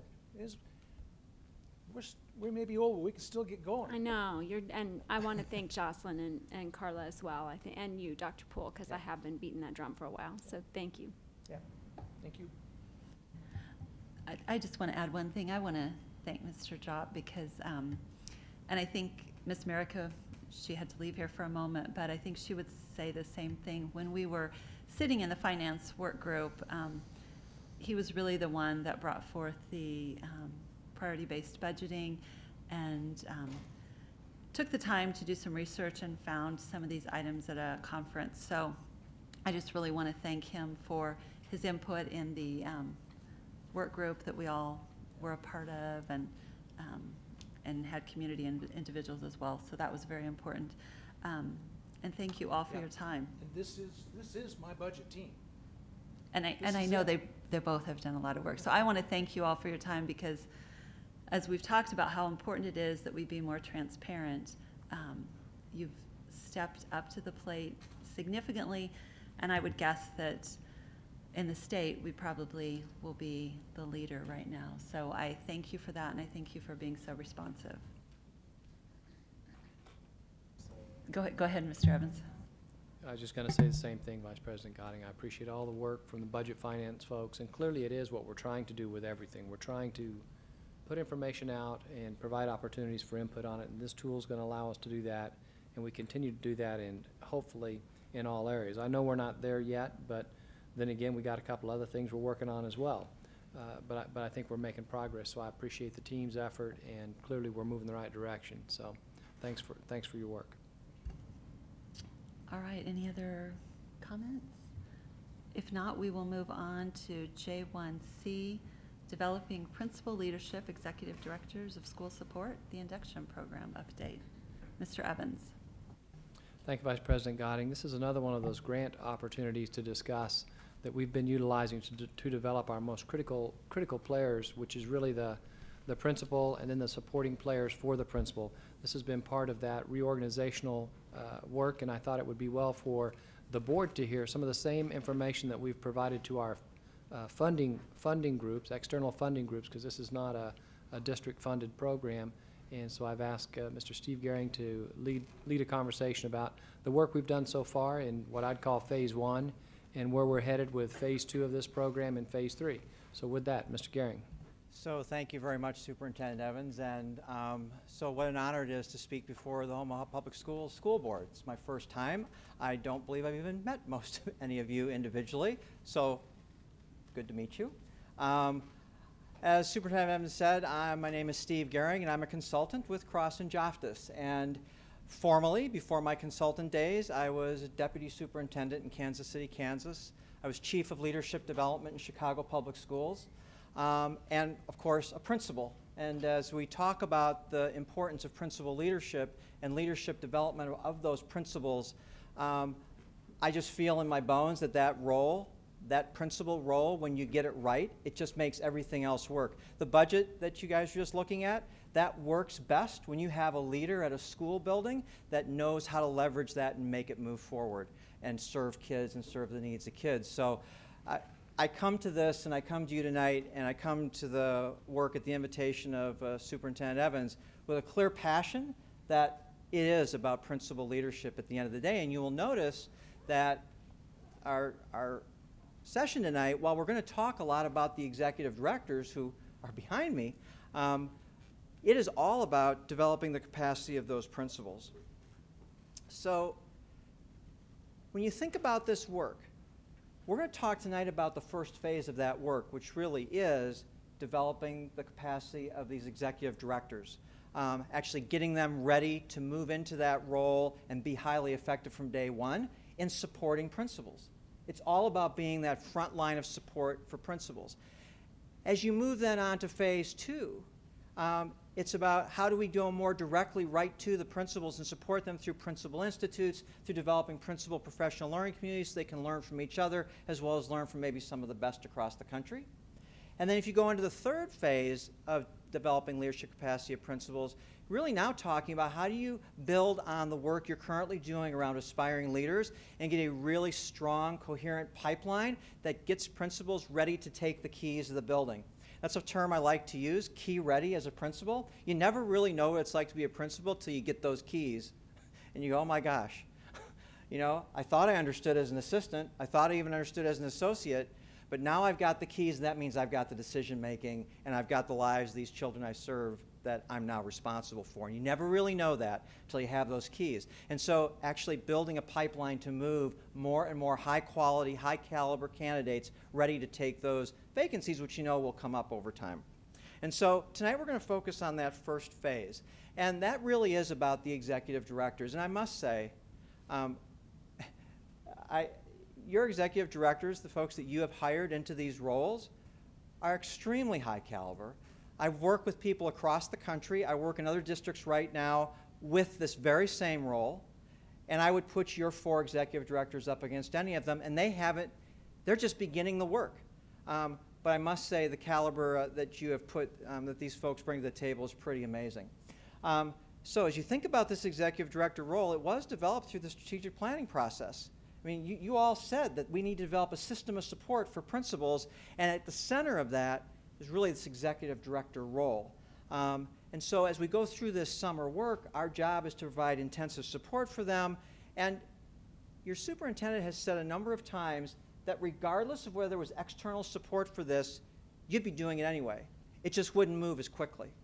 It's the right work regardless, but having some external community partners, the Sherwood and Lozier Foundations supporting this work this summer and beyond and supporting these executive directors, that's truly a community gift to the board to move the work along at an even faster pace. So you think about the executive directors and supporting and setting them up for success, you really have to think about a couple of different strands. It's about developing their capacity directly, but it's also about developing the system's capacity to leverage the executive director role. You know, the system for many years didn't have executive directors or principal supervisors, but now they do. And so how do you ensure that the executive council and the central office as a whole works in a collaborative way in order to ensure that we leverage and get the absolute most out of this position so that you get the value add that you're intending? Because these are 4 positions that you've added with the expectation they'll make a difference in outcomes for kids. So it's interesting because there's been a lot of noise, conversation nationally about the principal supervisor. In the last couple of years, there's been reports by the Wallace Foundation, reports by the Gates Foundation around this principal supervisor role. In this district, it's called executive directors. In other places, some places call them area leadership directors. Some places call them assistant superintendents for school support. They're essentially the same role. This role has gotten a lot of conversation. There's been research done, and so we're anchoring a lot of the work that we're doing. And I believe even as you develop this role, there was attention to this, not only these reports, but other reports around what do we need to do to ensure that the executive director role that we're creating is actually going to create the value add that we expect. And you'll notice that just like the approach we're taking this summer, it's really about the executive directors directly and their role, but it's also about the central office and the executive council and making sure that they're working in concert together in order to make sure they're serving the schools in the way that we want to serve them. So let me get into specifics a little bit. So the specifics around the executive council, we've been working, as you can see, we've met with the executive council as a whole 3 times this summer to talk through this work around the executive director role, refining it, figuring out how we actually communicate and collaborate effectively as an executive council team with these new roles. I've also had a chance to sit down with each executive council member, even Dr. Barty, as well as his replacement. I hate to say replacement. All right, Dr. Turnquist, yes. You know, so we got to hear from the executive council members, okay, so tell us about what you expect out of this executive director role. How do you envision your department working with the executive role moving forward? What questions do you have about this? We brought all that information back to the executive council, and over three meetings, we actually had lots of conversations and did work around it, and actually got them up, charting out, trying to get clear about what this role is, what it isn't, and how we're going to work together in order to ensure this role is appropriately leveraged. And from that actually came, and this is not the whole thing, I know in the packet of materials that Dr. Evans sent out, to you in advance, there was a lot more extensive list, but these are some of the highlights. And this is the product of the work of the Executive Council. You know, there is a job description, but when you start to unpeel the job description and get down to what the role actually does and doesn't do, found it helpful for the Executive Council as well as the Executive Directors to talk about, okay, so here's what it is, and here's what it isn't. And I really want to call your attention to 2 points on here. One, the first one, leader of leaders. I mean, it's kind of a catchy phrase.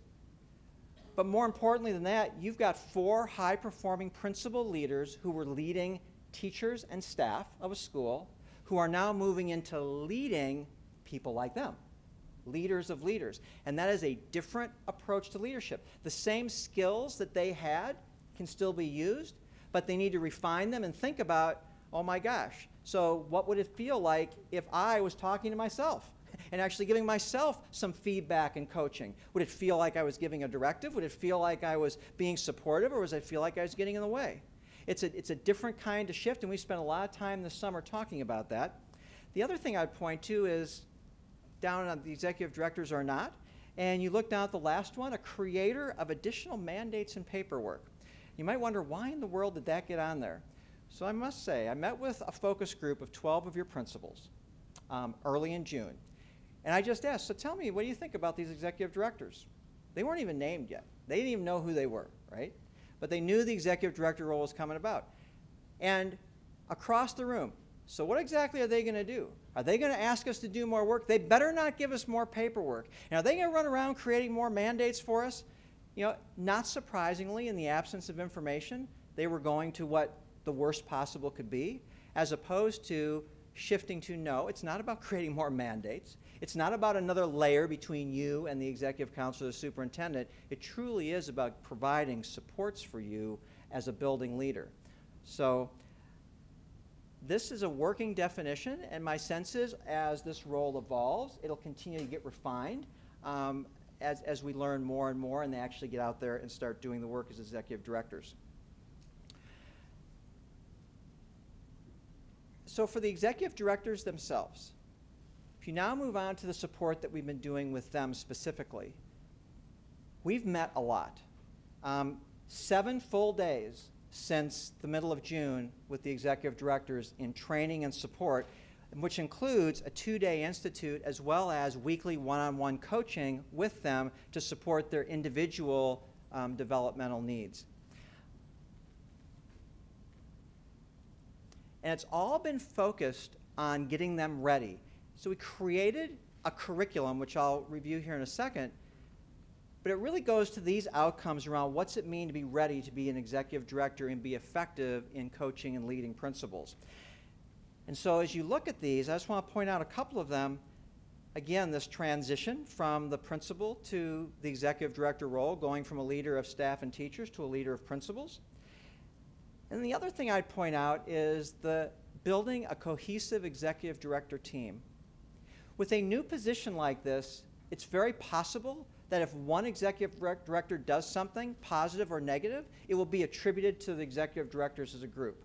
In fact, I will bet you, and I've heard it actually in listening to some of your principals, they'll say things like, well, those executive directors, or, you know, those executive directors. So they have a collective identity as well as their own individual leadership. And so we spend a lot of time this summer talking about how they, as they move together this summer and into the fall, that they're working in a coherent, aligned way, not like robots, but that they're actually, if one executive director is doing something, meeting with principals, for example, that everyone knows about that and actually is able to align with it. So they don't have a lot of disparate actions happening over the course of the summer, fall, and through the school year. And so if you go specifically then into the curriculum that we've been digging into, and I'm not going to read through all this, and again, we sent this, I know you got this stuff in advance, but I want to point out a couple of things. This is really important. The June 11th, the luncheon.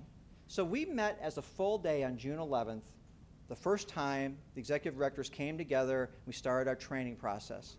In the middle of that day, the superintendent convened a special luncheon with the executive council as a way to introduce this new role into the executive council. It was really an important milestone because it wasn't an overly formalized event.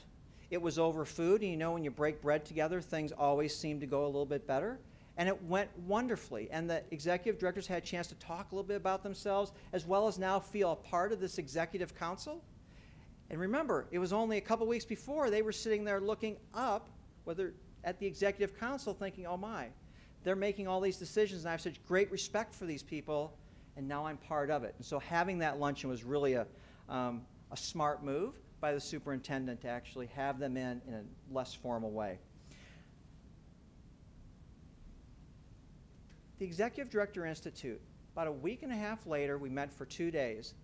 And I'm not going to go through all the gritty details of it, but I want you to notice the dates, the 22nd and 23rd. And if you have a calendar out, you notice the 22nd is a Sunday. When we planned this, we talked about a lot of different days. We landed on Sunday, Monday, 2 full days of an institute in order for the superintendent to attend all day Sunday. And that was something both he desperately wanted to be a part of, as well as the executive directors wanted him to be a part of that. I guess I say that because I must tell you, I don't see that in the other systems I'm working in, that level of engagement by the superintendent in this role. And most of my work in other places across the country is with this role and supporting their ongoing development. And while I have relationships with superintendents, I haven't seen this level of engagement. And you know, he will modestly say, when I point this out to him, well, it's just because I like it. Okay, true. He may like it, and he may want to be a part of it. But given what I saw earlier today in this board meeting with all the budget information, the student assignment work you were doing earlier, the bond issue I know that you're working towards, you have a full plate. He has a full plate. And so I just want to recognize that his attention to this is unique in my experiences with superintendent. And plus, I think it'll pay dividends because this can be a significant shift in the system, having these roles and having them be successful. So as you can see, we continued on. We're meeting about every week throughout the summer, digging into their roles, helping them think through how they're going to meet with principals, work with principals, what they're going to do when they're on school site visits, planning their first meeting with all of their principals as a group, and planning new principal induction. You know, previously in OPS, new principal induction, I believe, was led by HR and Dr. Garnett and the superintendent, as well as bringing in the rest of the executive council. With this new role, it made sense that why not have the executive directors actually craft this new principal induction, since they're going to be supervising the new principals. And so they did, and I believe some of you, if not all of you, had a chance to step in there last Friday, Thursday or Friday, when they had their new principal induction on the 17th and 18th. It was another significant milestone. It was a the first work together that this group has done that now actually came to fruition in an event. And it went very well. And you can see some nice pictures of the new principals. And again, your new principals are so excited. Was so excited to be a part of it and so eager to learn. So we still have some work to do this summer in order to support the EDs in getting ready and being more ready to engage in that role of executive director. We've got a full day on the 23rd, a full day on the 30th. And as you can see, we're going to talk a lot about how do you manage principal talent? How do you actually coach and support the development of principal? What do you do on a walkthrough when you go to a school besides monitor things? How do you give feedback and then coach over time to develop their capacity? And I'm saying that to really reinforce, while clearly monitoring is part of this role, this role really is all about developing capacity of principals, of which monitoring is a part of. And so supporting your EDs in really becoming expert around coaching and developing the capacity of principals is our work moving forward. You know, it's always nice to have good feedback from the people you're working with. We've had really great feedback over these sessions from the executive directors, but that's only part of the story. I think it's important you hear from the executive directors. This is really their work, and they're working for you. And so I've invited them to share a little bit about a couple specific pieces of work. One piece of work are one-on-one meetings that they have committed to have with each of their principals by August 10th, mostly before even August 1st. And as they started to talk about doing this and why they should do it or why they shouldn't do it, they started talking about, so what are we going to say? What are we going to ask? What do we want them talking about after we leave? And so they had really great discussions, and I want to invite Dwayne Chisholm and Lisa Utterbach to share a little bit about their thoughts around the one-on-one informal meetings they're having with their principals right now. Good evening. Dr. Chisholm, Mrs. Comine, and Mrs. Cohn and myself have had the opportunity to schedule informal one-on-one meetings with principals throughout the past month. This has afforded us the opportunity to lay the groundwork for a positive and professional relationship prior to the start of the school year. The meetings have taken place at various locations that have been conducive to the needs of the principal, whether it be at the school, a restaurant, or a coffee shop. I can tell you personally, there's been many mornings that I've gone from one Starbucks to the next, and after one latte after the other, the meetings became very full of energy. And I'm telling you the truth. But I have to tell you, these meetings have been absolutely priceless. We have great leaders in our school, and they're excited about the opportunity to have additional support. The common themes have been pretty consistent from one meeting to the next, focusing on what is the role of the executive director? How is that going to impact me? How is this new layer of accountability going to play on my role as a principal? But most importantly, there's been a clear understanding about the importance of working together to ensure that every student, every day, is prepared for success to increase student achievement.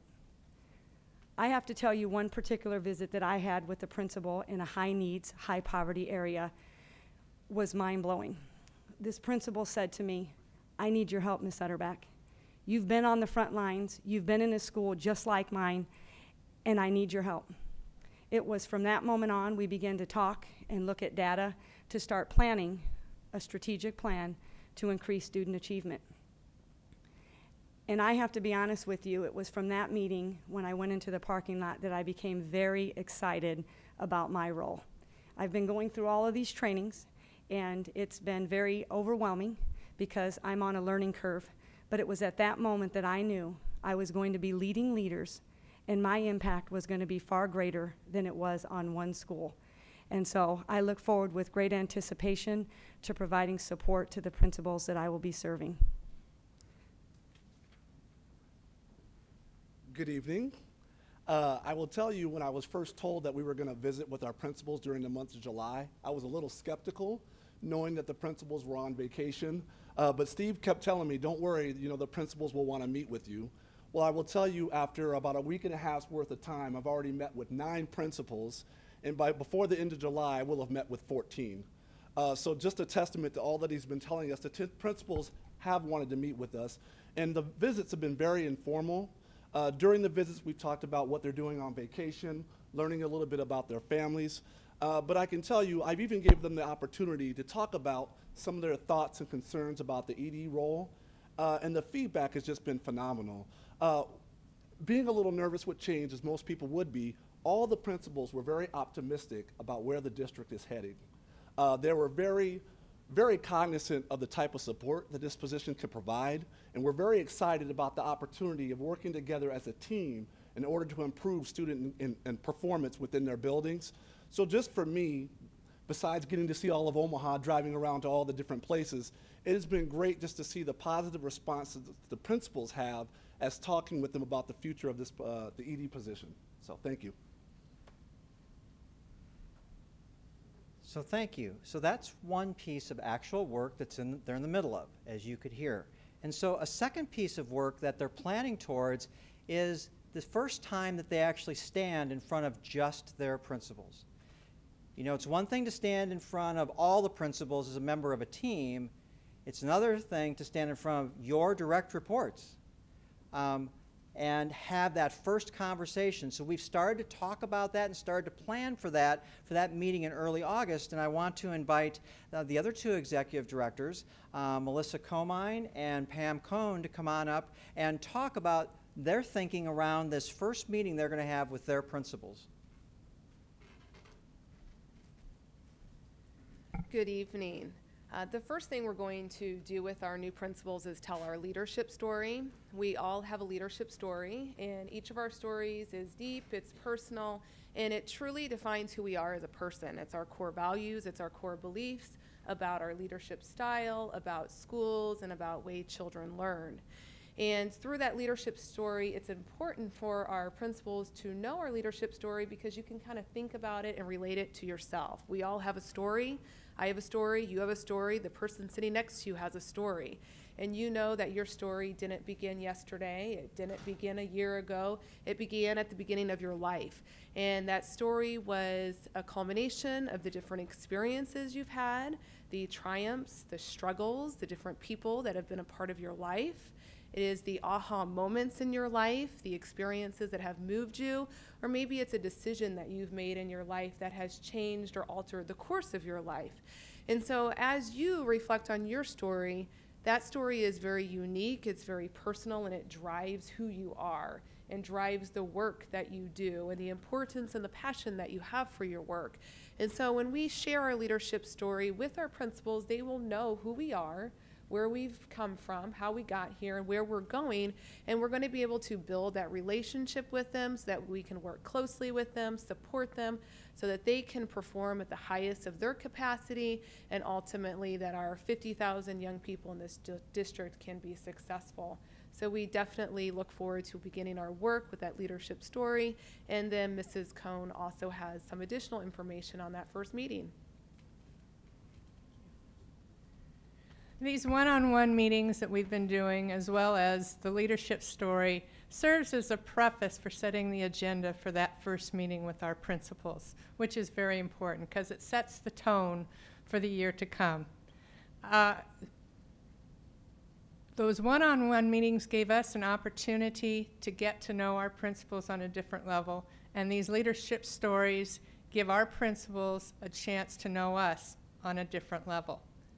In addition to letting them know that we are their direct supervisor, which is very, very important, we want to stress that we are a huge support to them and that they can come to us with any issue that they think that they're having difficulty with. That our main job is to help them move those obstacles that might be in the way of their students reaching their highest potential. There's been themes that my colleagues and I have shared together as we have these one-on-one meetings. All our principals are sharing their success stories as well as their challenges. And I also think that this meeting is really important to give some shout outs to those really those success stories that really stand out in my mind that are working in other schools. And it could give other schools ideas to perhaps to institute those strategies in their buildings too as they start a new year. In any event, it's to set the tone for a great year. I want to say on a personal note how excited I am to be back in OPS with the onset of your new strategic plan. I think it's a great time for this district, and I'm honored to be a part of it. Thank you. So, pretty sharp people that you've got, and they're learning a lot. And again, not to continue to give your superintendent credit, but he deserves this. He has said repeatedly to the executive council members that, you know, we all have pictures of our principals and how they perform. We have snapshots. This new role of executive director is going to be able to put together a movie around each principal and each school in a way that no one else really has currently in OPS.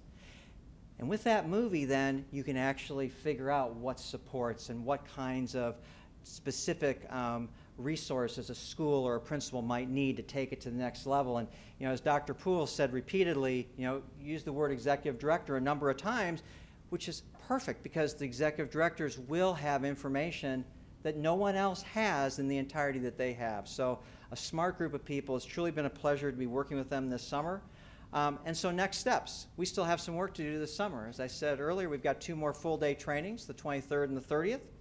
Going to continue one-on-one coaching through the summer and then into the school year to support them as they're actually doing their work, be with them when they go out to schools, coach them, support them as they interact with principals in order to continue to improve and build that area of capacity, as well as assess where they need their individual support. So we'll do collective work as well as continue that individual support for them.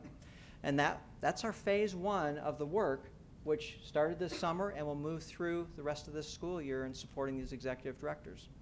So with that, I'll entertain any questions. Or Mrs. Fay? Thank you. Well, it just occurred to me my son reminded me the other day that school starts in less than a month. And I was like, you're right, it does. But listening to this, I'm like, oh my gosh, school starts in a month. I'm so excited for you. And I think ever since we started doing teacher coaching in the classrooms and implementing that coaching process, I've been saying, we need principal coaching, we need principal coaching. And so I really believe that this has the potential to impact what's happening in our buildings more than almost anything we're doing. I really think, and I worked before I was on the board professionally with most of you, and I really think we have the right people in place, and I'm very excited for that first day of school and to see, what's going to come of this. I think it's going to be really, really good. So thank you for all the extra hours that you've put in doing this, Sundays, whatever, this summer. I really think this will pay off. I think we'll see it, and it's not just about NISA test scores. I think it's going to be about the whole building environment and what's happening in there and developing those leaders within the building and the whole climate in the school, which only makes the learning happen even easier. So, and thank you for the work that you're doing. Thank you. Thank you. And Mr. Evans for initiating it. I think it's all good. Questions? Mr. Evans? Just one note, Steve, did you want to mention phase 2 and 3 of this program? Yeah, so at the beginning of the presentation, I talked about this is the first phase of 3 phases. And phase 2, that we'll start planning later this fall into the winter to launch next summer, which will be a Principal Institute, which will be almost a national caliber kind of opportunity for the principals in OPS. And that will only be the first of what we hope will be many principal institutes. And then along with those principal institutes, actually creating professional learning communities among principals so that they take the learning from those institutes, take the learning from the great coaching they're going to get from the executive directors, and actually talk to each other, learn from each other, learn strategies and tactics in order to put that learning into practice. So that's the second phase. And that's not like just a year. That's kick it off and build it into the system so it becomes part of the routine of the system for many years to come. And then the third phase is building that principal pipeline. Principal pipeline is a word educators like to use about what's this trajectory towards the principalship. So how do you identify your really superstar leaders that may be teaching kindergarten right now and start to develop and support them and get them into a pipeline. And that pipeline includes lots of extensive training, potential maybe even some internships, where they come out of the other end of that pipeline and they're ready to take those keys of being a principal. And so when you put those 3 things together, you've got a pretty comprehensive approach to developing principal capacity, both current and future. Mr. Vargas. Thank you, Ms. Cotting. So 2 things come to mind. I just wanted to thank you. Obviously, thank Mr. Evans, Superintendent Evans, and Mr. Gehring for this work. You know, I was writing down a couple of things that stood out to me from the executive director's responses that I think are important. The first is that change is hard, and I think it comes out of those one-on-one interviews that people, our hardest working principals have their experiences, and you're the first, this is the first time they're coming and talking with you, and so you're going to hear all the things that they're potentially already expecting from a role that's never existed, which can be really hard. I think what I appreciate the most in hearing this is that you're being cognizant of that change is difficult, but you're also setting clarity around that this role is intended to support principals. Now that means that we're supporting principals in both the way that they need development and the needs of their school. It also means, and I'll quote, a new layer of accountability to raising student achievement and building relationships, building support mechanisms, improving our student outcomes. That's also an additional piece of support. So I appreciate that there is an effort to demystify that accountability doesn't mean that we're simply just creating another bureaucratic layer. Accountability means we are here to improve student achievement at a basic level. That means empowering our principals to be more effective leaders. That is the role. That is who you are. So I appreciate that very much. I'm glad that that's called out, and I think it fits perfectly with our strategic plan, and so I just applaud the work that you've done at this point. Thank you. Ms. Williams? Well, again, thank you. What I know of you, hi. I've heard the few of you that I don't know. I've heard great things, but I have to say, my colleagues have said a lot about the principal piece. The piece I want to touch on is the student and the family piece. When I first heard this idea of executive directors, I was really excited because for the first time in a long time, there was someone that was going to have some direct connection for our families that could say, I'm having an issue at this school, there's something that we're not getting. And I think it's amazing at the support that not only you're providing for our staff, but the thing that I've bragged about, I've already bragged about you, so don't, I got a reputation to protect around here. But the thing that I've said to a lot of families is, they're like, well, we don't know. And I'm like, just give them the time to get in there and to work with the staff and the principal. And the correlation is going to be, you're going to see your students coming home more excited about education and happier with what's going on in their building, and it's going to change the perception of our families and our students as well. And so you guys have a great task ahead of you, but I have great faith. I support you 100%. I'm looking forward to sometime this fall doing some building visits with you and just seeing what does that look like and how you see it a little bit differently as being principals and having that insight that as a board member I don't particularly have. And working with schools in a community perspective, it's very different from the insight that you have. And so how do we kind of utilize both of those roles and really uplift our schools? So I'm so very excited, and our families are going to be super excited, and our students. And so I want to give you kudos for the hard work that you're putting in on the front end, and I definitely know it's going to pay off on the back end. So congratulations, and I look forward to doing much work with all 4 of you. Thank you. Great, is that it? Okay, thank you so much for sharing with us. Moving on to J1D, Principal's Graduation Follow-Up Meeting Minutes. Dr. Barty. Good evening. Per our last board meeting on July the 7th, I think Mr. Vargas had a request. Mr. Vargas, I want to direct my comments to you, sir. The request at that time was how much information on the Mid-America Center that our principals have. Taking that charge, we called a meeting within 48 hours of our principals, and all 7 were represented. Again, we had discussed the Mid-America Center in 3 previous meetings prior to that, but not with the specifics that was presented to the board on the July the 7th meeting.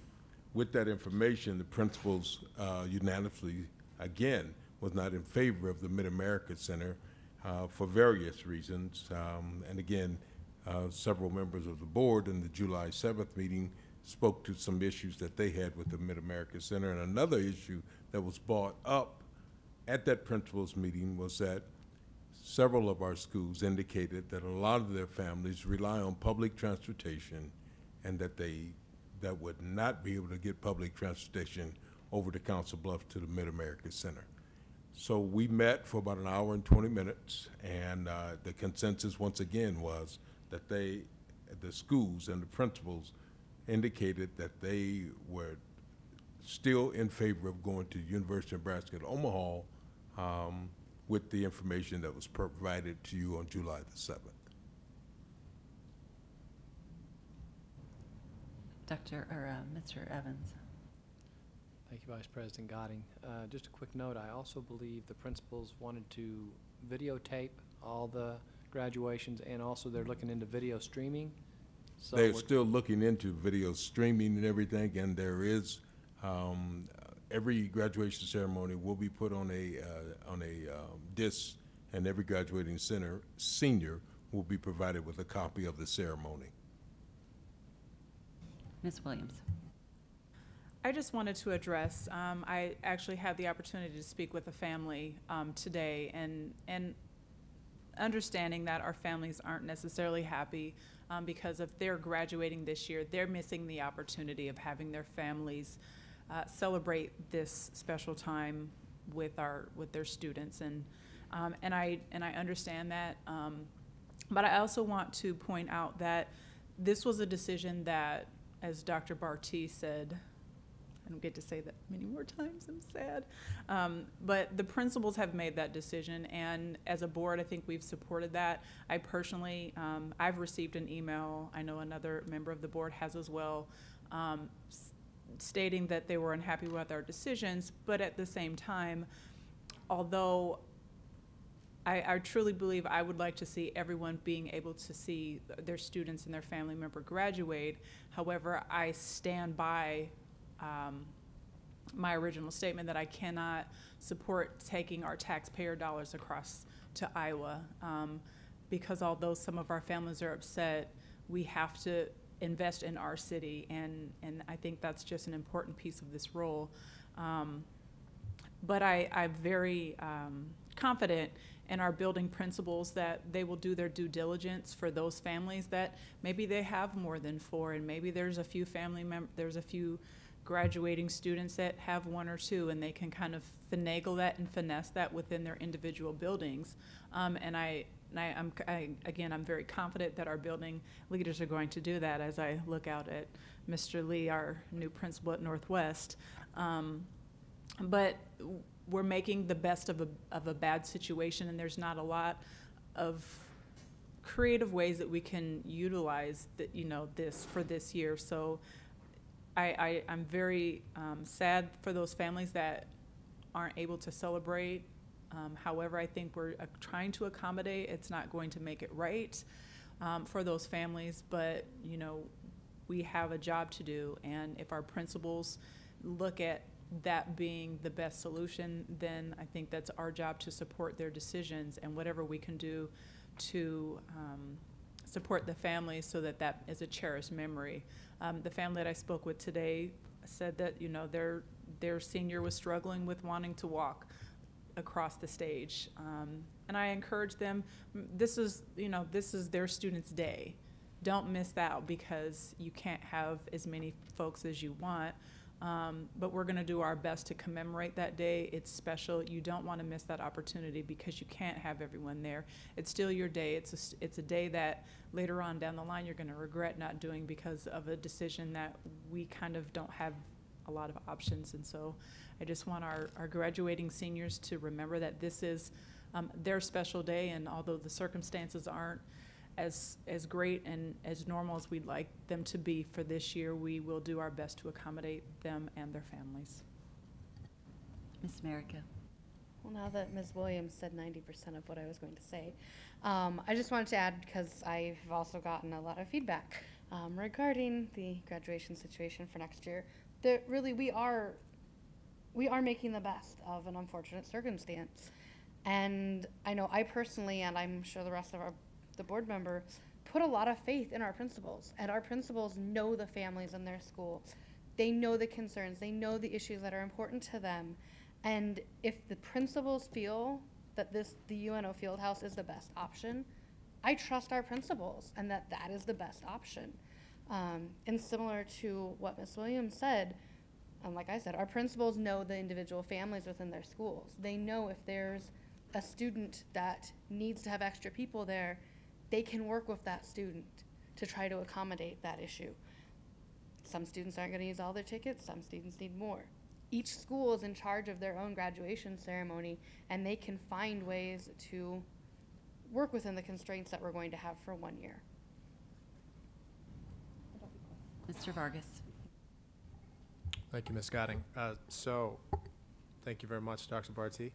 I think one of the reasons we wanted to see this, and I asked for this, was because I wanted to ensure, from our conversation, that the data that we were having felt like the same data and the same sort of transparency that the principals had in front of them, and that the public was aware that this decision, it wasn't only made by the principals, but the principals were doing it with the most informed information, and were collectively coming to a decision, and it was grounded in what we had seen also. So I want to make sure it's not just we're saying like the principals know best, we do empower that, but it's also grounded in the data that we want to make sure we are taking into account.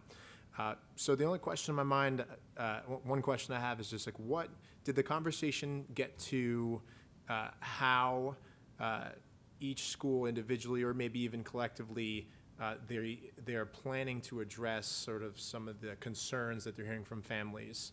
I imagine that's, they came together, they agreed this was the best option, but some of them were like, well, what are we going to do with these families that we are concerned with? It is school by school, but I didn't know if it got into that level of detail. And it's a building, thing, as you well know, Mr. Vargas. What will work at one place won't work at another, and the principals know, as has been alluded to, know their community, their families, and their constituency in which they serve. And so there's going to be a customizing, if you will, by each principal at their particular building. We gave them the parameters of which here it is at this venue, and we have to adhere to that if in fact we choose to go there. They said that's where we want to go, and they said they'll make it work, understanding that it's making the best, as has been stated, of a bad situation, and it's a one-year deal. Thank you. I just wanted to make sure that's also on record, right? So now our public knows, and we've all gotten these emails, that we want to make sure we're listening to our families and the parents, that there are going to be accommodations. Each school is taking this into account. They're not taking that lightly, but this is in the best interests of each school community and OPS. That's why they went forward on this decision. Thank you very much, Dr. Barty. Any other questions, comments, concerns? Hearing none, moving to J2, RFQ Financial Advisor Emeritus. Ms. Neela Sprash and then Dr. Poole. Yes. Ms. Nita Sprash will be joining me here quickly. First of all, I'd like to thank after the board mentioned that we would like to do a RFQ for financial advisors, I want to thank District Operations Services and Jim Scrobo, who put this RFQ together in short notice, and a copy of that is attached to this agenda item. The request for qualifications was issued on Friday, July 11th, and due back on Wednesday, July 16th. We were following the district's RFQ requirements. The RFQs contained, we asked for the RFQ to contain the firm's profile, including contact person, address, information, date, and state of where the firm was organized, and the structure of the organization. Also required were the size of the firm, the number of offices, employees, and the geographic area of operations. The RFQ requests the name of the individual advisor or advisors that would be assigned to the district. their qualifications, a bio, a resume, which could include the individual's related work experience and related licenses. To determine the type of work the firm was involved in, the RFQ asked for a description of any programs the firms were presently conducting in similar types of districts or firms. They experienced was part of the advisor request. The RFQ also requested information regarding the firm's experience through references from companies and governmental organizations that utilize the firm's financial services. And then the fee structure, to determine how the financial advisor would charge for services, we asked the firms to describe their pricing proposals for their services, utilize a flat fee and a % of public sale, and how the fees would be calculated. However, this proposed fee structure was not a part of the evaluation purposes, but was just an actual charge to see what the subject was for the negotiations with our legal counsel and the selected firm. Firms were also to describe how their pricing proposal would be if there was no public sale, but one with an involvement of assisting the district in selecting an underwriter, and disclose the manner in which the fees would be calculated. The evaluation criteria used by the district staff had relevant qualifications of the firm's personnel, experience of the firm, personnel, and the performance and the success of similar programs, resources to meet the financial advisor requirements, references, recommendations regarding the bond issue process, timeline, information, financial condition, financial stability of the firm's method of charging for services. 9 RFQs were distributed to both local and national firms. One firm responded that they were only interested in being an underwriter. 2 firms indicated that they were not interested at this time, and 4 firms responded. You want to? So throughout this process, Dr. Poole and myself reviewed the RFQ, and so after a thorough review of the RFQ this Thursday and past Friday, the firm Emeritus is being set as a recommended firm to you this evening. In their proposal, Emeritus indicated that they were willing to negotiate a rate with the district. With the past relationship between Emeritus and the district, and after a thorough review of the fees presented, I negotiated a rate of 75 cents per thousand up to 150 million with a cap of $50,000, and then 50 cents per thousand over 150 million with a cap of $100,000. I think it's also important to note that the district will not pay a fee to the financial advisor in the event the bond issue does not pass. If you compare the fees previously presented to the district, you'll find a significant reduction in the financial advisor fee due to the cap proposed. Therefore, Dr. Poole and I would, and because Emeritus is a local firm, we would recommend Emeritus as a financial advisor to the district. Do you have any questions? Mrs. Gotti. When I sat down and recalculated the numbers, I wanted to personally thank you publicly for the cap. That was significant. That was a lot of money, so thank you very much. You're very welcome. Mr. Scanlon. What were the other 3 firms that submitted Sure. a bid? First Southwest, which is a national firm, PFM, is it? PFM. PFM, and National firm. It's a national firm as well. And then Piper Jaffray, which I would say is semi-national. They had their Denver office do the RFQ, but I do think that they have several branch locations locally as well. Thank you. Any other questions? I'll entertain a motion to approve the financial advisor emeritus. So moved.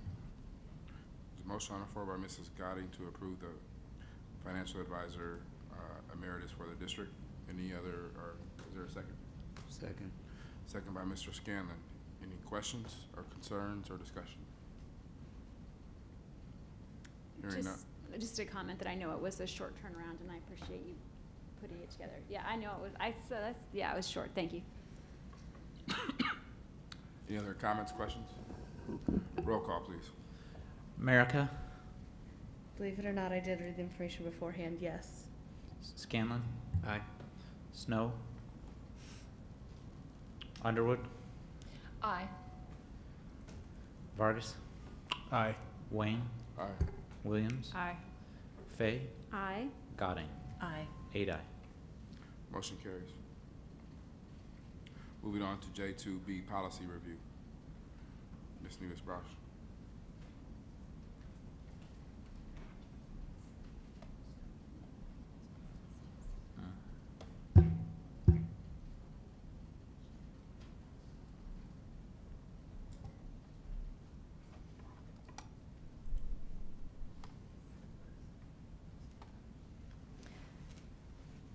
President Wayne, members of the board, Superintendent Evans, in front of you this evening is some of the 8,000 series for your approval.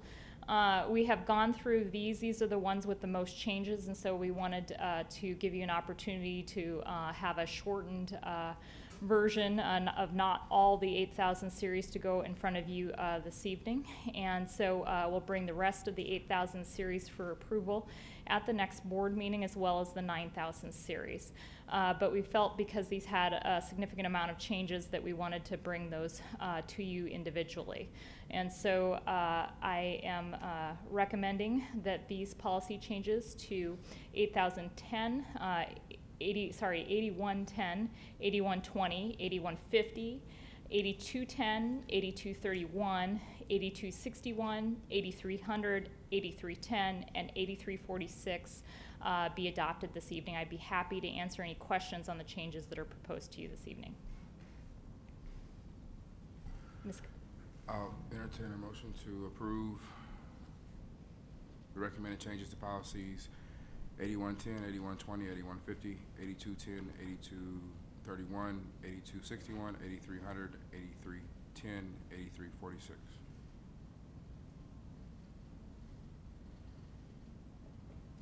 Move approval. Motion by Mrs. Underwood, Second. second by Ms. Williams. Any discussion? Ms. Gotti. So I did have a couple questions for Matt this morning, and I guess I'm curious to know on 8231.5, we've made the other change in point B to say federal rate for Omaha, and 5 says meals and lodging at applicable federal rate. Does that also need to say federal rate for Omaha? We believe it does, and if you'd like, we can put a red line through that section and add that, but its intent is to have the Omaha rate apply throughout the policy. I think it would probably be a good idea to go ahead and just clarify that. So then the proposal in front of you would also include that, and we'd make that change to the policy.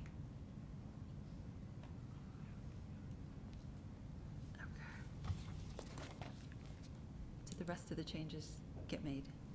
Okay, thanks.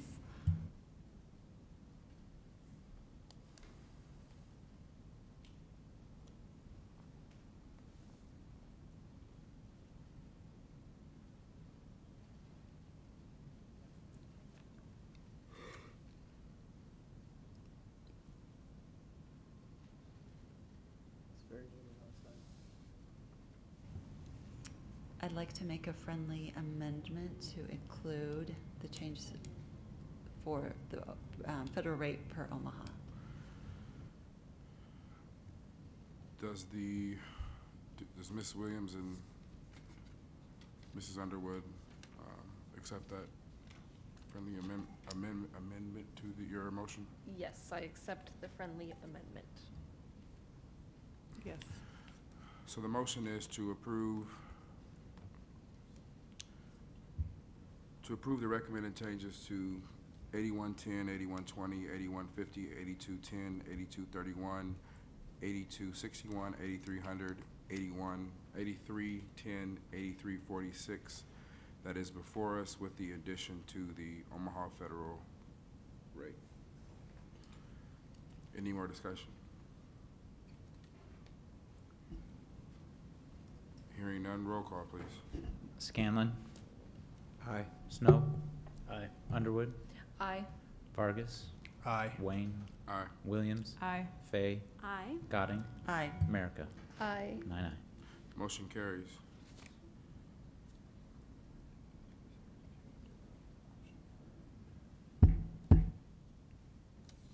We did pass a policy. If the board would like those to go into immediate effect, I will entertain a motion to waive the second reading of the policies 8110, 8120, 8150, 8210, 8231, 8261, 8300, 8310, 8346, including the provisions for the applicable rate to be the federal tax of Omaha.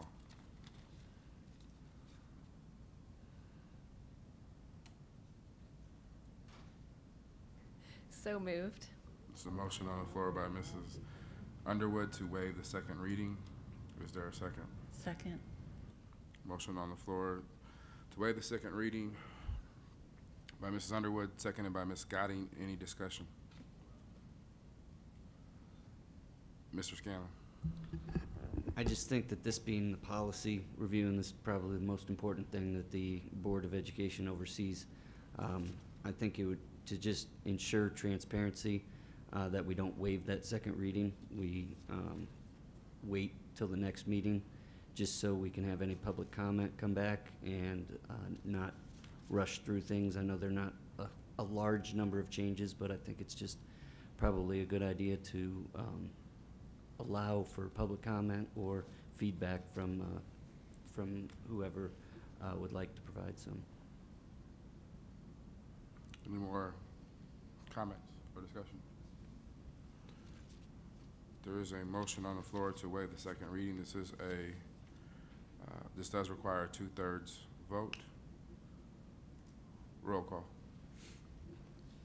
Snow? No. I'm sorry? Thanks. No. Yeah. Thanks for using the mic. Underwood? Aye. Vargas? Aye. Wayne? Aye. Williams, sorry. No. Fay? No. Goding? Aye. America? No. Scanlon? No. That's 4 aye and 5 no. Motion fails.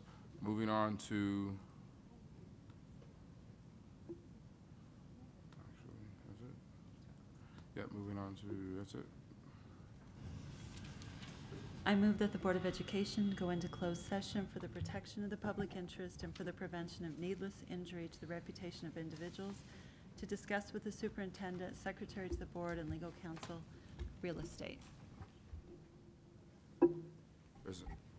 There's a motion. Yeah, he needs to be in. And Dr. Barty. There's a motion on the floor for executive session. Is there a second? Second. There's a motion on the floor by Mrs. Goding, second by Ms. Williams. Any discussion? Hearing none, roll call. Underwood? Aye. Vargas? Aye. Wayne? Aye. Williams? Aye. Fay? Aye. Goding? Aye. America? Aye. Scanlon? Aye. Snow? Aye. Thank you. 9 aye. Motion carries.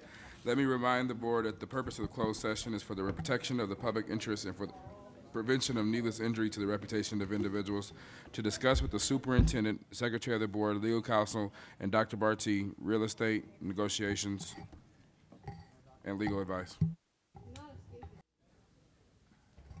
Let the record reflect the meeting. Let the record reflect the board came out of executive meeting at 10:34 p.m. Roll call, please. Fay? Here. Goding? Here. America? Here. Scanlon? Present. Snow? Here. Underwood? Here. Vargas? Here. Wayne? Present. Williams? Present. 9 present. Let the record reflect the board adjourned at 10:34 p.m.